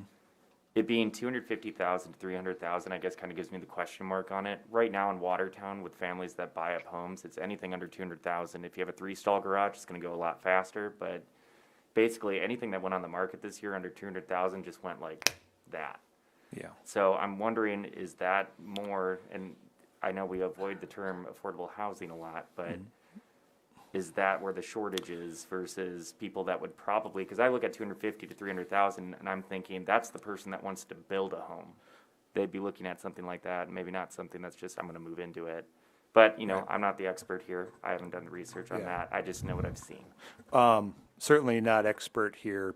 We're working with another developer on bringing kind of what you're saying, that around 200 and lower range. So that's what we're working on too, because, I mean, all of it's needed for sure. So visiting with some lenders too, with the interest rates where they're at right now, and first-time home buyers, the maximum loan amount you can get is $275,000, but the income limits with just a two-person household is only $77,000 combined. So you start playing around with that, it can limit both ways. So we just thought, well, we do know that just inventory speaking, that range is really tight, and I agree that they just fly right off the market. I mean, I saw one just here tonight that was posted and under contract in 3 hours. So it hopefully would take some pressure off. But yeah, I don't disagree that overall we need all the ranges, but this one, the covenants too will drive some of the costs in these houses. So covenants up in Valley View are 1,200 square feet, and 2-stall garage. So even just by that, you're looking at that 200 plus range for sure, without even the lot. Those are minimums? Right, correct. I believe they're listed at 48,000 right now, and if we buy in quantity like we're talking, that we'd get a discounted price. Not determined yet, but just based on conversation, I think we can get them a little bit cheaper. Councilman Roby? I agree with what Michael said. My parents' house sold within 1 hour. Yeah. We sold that. Right. But I need to digest this before I can say I can vote for it, but I like the idea. We have, very simply put, a supply problem. So whatever the price range is, we have a supply problem. If we fill in the middle market, some of that will spread out a little bit. But it is, we all have friends in the real estate business, and they'll all tell them the same stories. There is no inventory. So, point well taken what Michael said about that price range, but I think it just strictly it's a supply problem. Yep. And that's why we brought it as just a discussion. So certainly we've been thinking about it and open to any feedback. Just trying to get creative on priming the pump for, more single-family houses to get built that we've had in the past. And that's not to discredit the people who have been building, because they've been doing a great job with what their business plan calls for and have been very successful at that. We just need to get some more out there a little quicker, because I can see a big issue coming if some of the things we're working on happen. Councilman Lallam?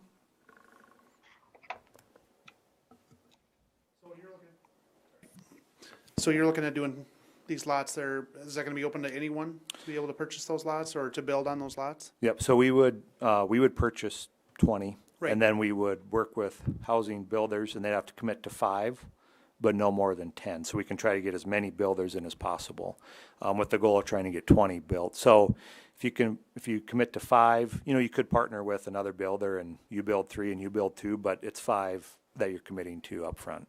So realistically, you're looking at 4 builders. Roughly. Somebody could take Or- 10. yes. But then with the revolving, to Glenn's point was, as soon as we sell 5, we could go buy 5 more. This does help, in this case, Jamie's development, get into a third phase and provide more inventory as well. So it's kind of a double whammy there, where we can get houses, buy the lots, and then he could expand into his third phase, which would bring on more lots as well. So, Cause I had a builder that reached out to me about it. Yes. Wondering some about, these things, and I read through the proposal. yeah. But they wanted to know, if it's a lot issue, or is it buying the lot that's gonna be the big one, or are you just trying to spur that development on? Yeah, we're trying to spur it on. So, some builders can just do it and build their 3 or 4 for the year that they want to build. This one, if you commit to 5, we're carrying $200,000+ of lot costs. So does that allow you, if you're going to build 4, does that allow you to build 5? Or if you're building 6 or 7, can you get to 10 with us carrying that lot cost up front? So certainly not a silver bullet, but I think as it gets a conversation going, that we're at least looking at addressing or helping address the inventory problem. Yeah, you have people that aren't even getting framed up and they're already pre-sold. Right, I mean, exactly. that's just what you're gonna see. And Yep. I think to Michael's question that he had is, yeah, the 250 to 300 is probably not, affordable housing, but what it does is allow that someone that's in that 150 to 200,000 To move up. to move up. And I mean, that's, I think that's what I'm taking that you're looking to do, is get that kind of Yep. chain reaction to move forward.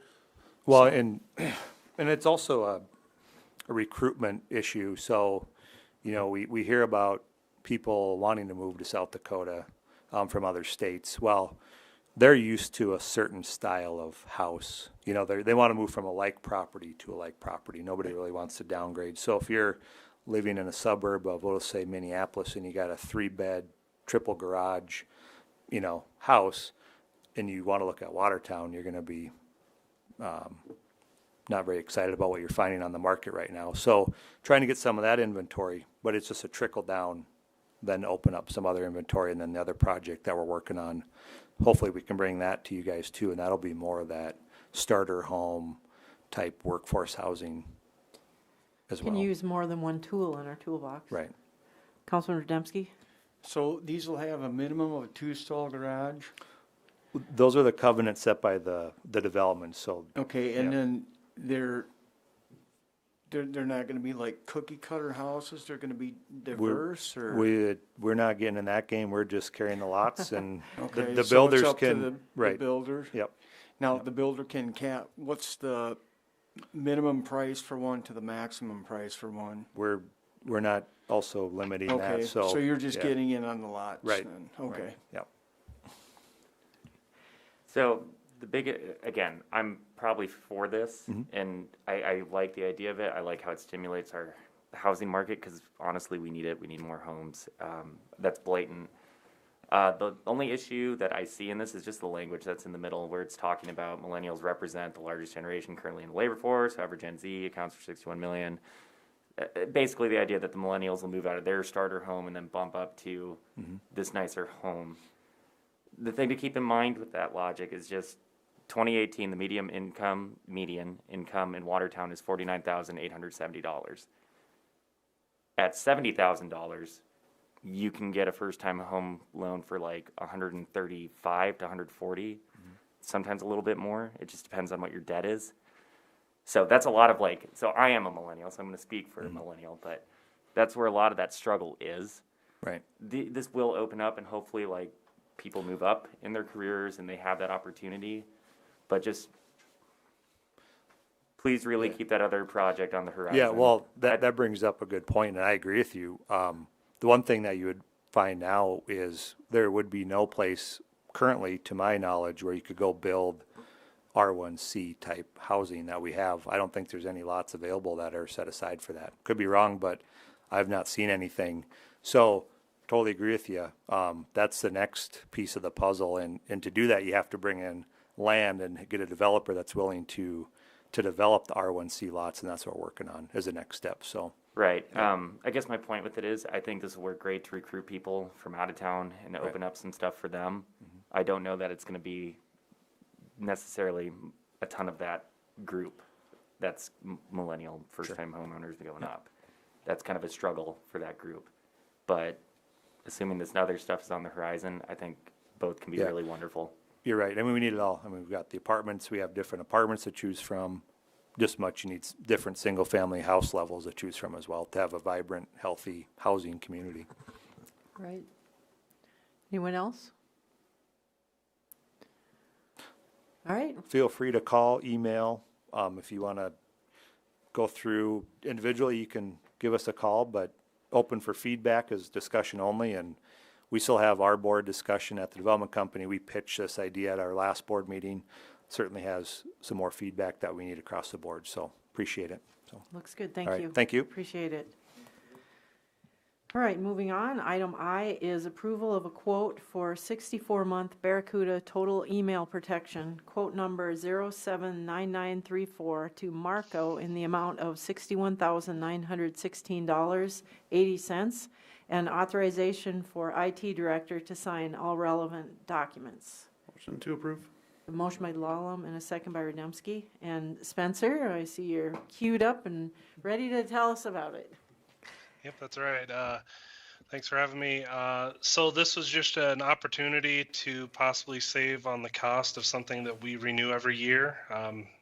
Basically a little more, basically by a 5-year contract or about 5-year of this, we can save at least $26,000 over the course of 5 years. So just bringing it forward to see if you guys are interested in that, or if we should just continue doing our renewal at 1 year at a time. One side note is this year our renewals are $17,640, but I would expect it to go up every year. For sure next year it's going to be closer to that 19,000, so the cost savings will go up every year since we can't negotiate a longer term. Any questions? I'm here for you. All right, thank you, Spencer. Councilman Roby? Just the obvious one, Spencer. Is there any chance you'd want to switch vendors in that, well, there always is, but you obviously will prohibit yourself from switching vendors, or if you want to, what is the penalty for getting out early? Well, basically we'd be buying this all up front. So the penalty for getting out early is that we have already spent the dollars. And the likelihood of us changing are very low. We've been using this product for about 10 years, I would say. I wasn't here the entire time, but I would say about 10 years, and it's a good product. And this, just so you know, this is our spam filter. It's also how we back up things like Teams and OneDrive. It's also, we have an archiver, which keeps every email that we ever send and receive. Also provides like a training module so that we can send out fake spam to our users. And it's also going to, one of the new features here is it's going to allow us to prevent name spoofing. I know some of you guys have probably got emails from the mayor asking to buy gift cards. That's something that we currently can't protect against very well. Some of you believed it. I so, would never ask no, you guys. I think I answered your questions though, right? Yes, Thank you. Anyone else? Councilman Lalum? Spencer, you feel this is a good product? 100%, yes. Okay. You're fully committed to this 64 months? Okay. Yeah, So- it's kind of a unique thing. It's 5 years plus they give a 4-month bonus, basically. But yes. Haven't had any issues with them? Nope. Okay. All right, so the question is, can we find 44,000 somewhere? I have some ideas where, if you want this. Any other questions or comments? All right, I'll look for action. Oh, so the motion, the first suggested motion is the full 64-month. Councilman Roby. Thank you, Mayor. Kristen, I'll put you on the spot. Where will this come from in the budget? This will be brought forward for a budget supplement out of the general fund. Thank you. All right, so the motion is for the full 64-month, $61,916.80. All those in favor signify by saying aye. Aye. Aye. Anyone opposed signify by saying nay. Motion carries. Thank we go. you. Thank you. All right, we're down to old business. Oh, no? Our continuing resolution Oh my gosh, that's not on here. is now on the agenda. Thank you. Okay, so this is an opportunity if anyone would like to propose a change to our emergency resolution for COVID protections. Anyone want to discuss it? Councilman I guess I would just Bellhauer? ask, my wife goes up there regularly, but notice any changes? I know there's more signage up there now, more masks available at the wellness center. I mean, any appreciable increase in the use of wearing a mask up there, anybody? Terry, you're online. Can you pop in and tell us? Terry Kelly? There you go. Yeah, I'm here. No, honestly, I wish I had better news for you, but nothing noticeable. There may be an increase in usage, but nothing that stands out. So, unfortunate. I would have to say I've been up there a couple times in the last couple weeks, and I try to go during times that I know it's not going to be busy, and there's been no problem whatsoever being 6 feet away from everybody else. That's not a problem.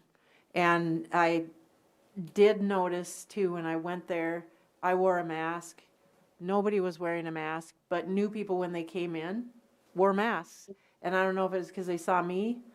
The masks are being used. I saw some masks put on the table. I saw somebody wearing one of the free masks that we put out. So I think they're being utilized. And people are, if nothing else, trying to stay away from one another when they're working out. And I think that's an improvement, I've noticed. They're not clumping together with the new signs do say, if you're team walking, you got to wear masks. And I didn't see anybody walking in a group that wasn't wearing masks. So, of course, there's getting the volleyball players to wear masks, that's a different story. I don't think they're going to do it unless we really push it. So, if no one wants to make a change, we can move on. Thanks, Terry. Is there any other old business? Councilman Holing? I suspect Councilman Albertson was going to ask me about the Dan, should I concede to your question?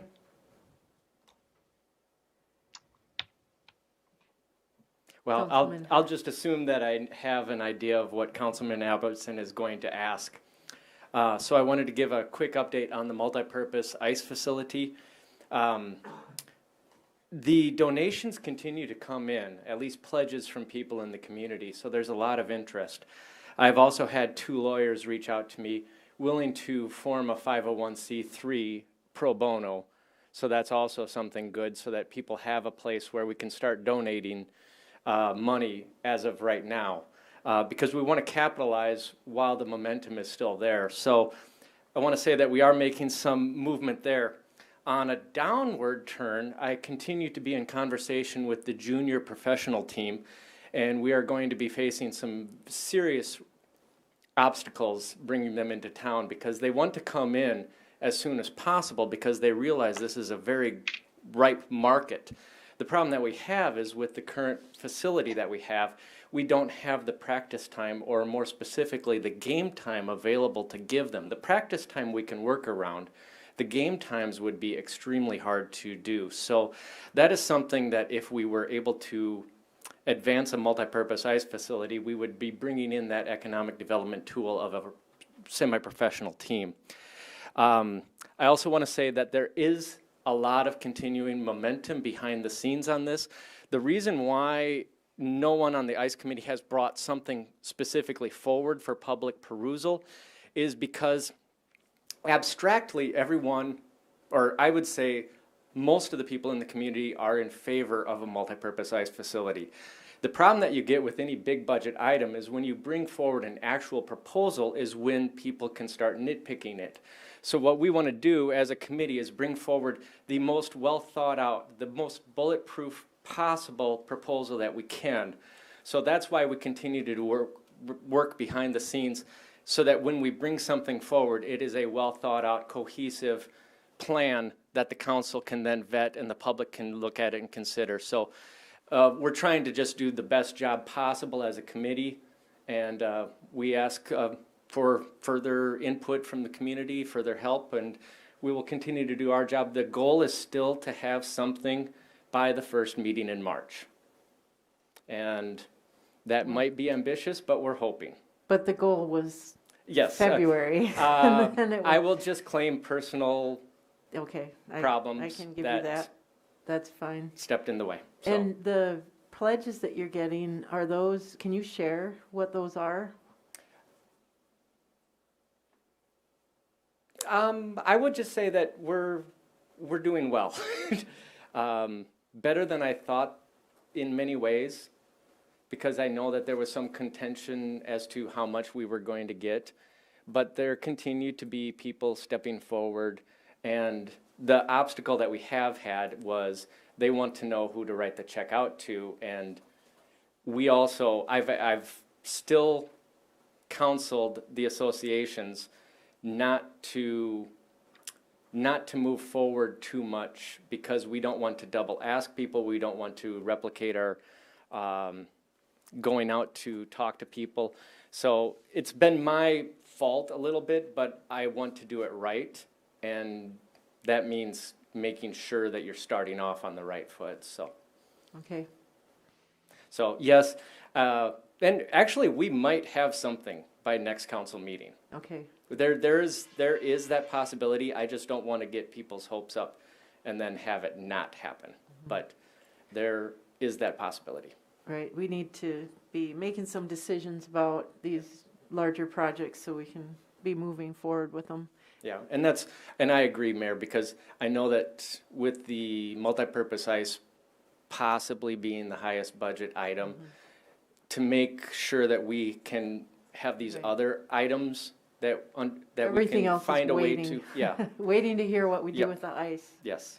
Right, and I think there's a lot of support in the community, so I support it. I am concerned about the O&M, and I really would like to promote having it managed externally, and I don't know if that's been in any of your conversations, because that would be the professional way to go. All right, Councilman Albertson, did you want to add Well, something? Reed did hit it, in fact, that I was going to ask about it, and knowing that he'd had other things going on, I didn't know exactly what to expect, but I think the community is going to be extremely pleased with his report tonight. There's a new excitement after the skaters, Marcy Cole and Eric Scott came in 2 weeks ago, and I'm pretty excited about what's happening. So good job, Reed, and your committee. All right, thank you. Any other old business? Councilman Villar? At our last meeting, we had formed kind of a subcommittee to review mayoral job duties. I took it upon myself, in light of what Councilman Reed Holeen had going on personally. We're going to act as a convener of that committee, and we are going to be meeting tomorrow afternoon to kind of just get together and see where we go with this, with our committee, and our HR director is going to meet, with the goal of whatever we do have a report back to the council by the first meeting in March would be our goal on that. So relatively short-term duration, but we are going to be meeting tomorrow afternoon, the committee and our HR director. All right. Any other, that's old business? Any other new business? Any liaison member reports? Councilman Villar? I guess I really gave my report of the Municipal Utility Board meeting at our committee meeting earlier this afternoon, so won't say anything more than that. At our Upper Big Sioux meeting here recently, the council may remember that we approved a phosphorus study report put together by a company called ClearAs. I think they're getting close to having a report ready to present to us. You're kind of nodding over there, Heath, because Roger's under your purview. So I think we're looking at a report being given to us sometime near future at this body. Right, thank you. Councilman Holeen? I think I should give an update from the airport board. There is currently legislation going through out in Pierre, Senate Bill 162. I know Councilman Roby has been working with me and the airport board on this as well. It's an appropriation for securing routes for South Dakota airports. And the money allocation was not yet set, but fortunately we have great people on our airport board who caught this and immediately started working with our delegation out in Pierre and contacting the other emergency air force or emergency air services locations, Aberdeen and Pierre, and getting their legislative team on board. And potentially if we can get it revised and passed, it could mean a nice stipend coming back through the federal government back to the community of Watertown to help us continue with the great things going on at the airport. Good, glad to hear it. Any other liaison member reports? Any announcements? Councilman Lallam? Thank you, Mayor. This past weekend, just say if we're going to really touch base on what hockey did, the Hockey Association ran a Sick of the Cancer event this past Saturday. They raised just under $6,500 for Cottington County Cares. So, so just as a thing to point out that the Hockey Association gives back as well. They did it for Cottington County Cares. It was a very neat event. The Brookings players came, the Pure players, the girls and boys varsity both played. The girls varsity from Pure wore pink jerseys as well. So it's kind of a neat deal that the different associations are going through and doing it as a kind of a way to give back to their communities. So a little shout out to them. It was Very nice. Pretty neat deal. Yes. So. Thank you for that. Any other announcements? All right, we do not have a reason to go into executive session pursuant to SDCL 1-25-2. And there being no further business, I hereby declare this meeting adjourned. Thank you, everyone.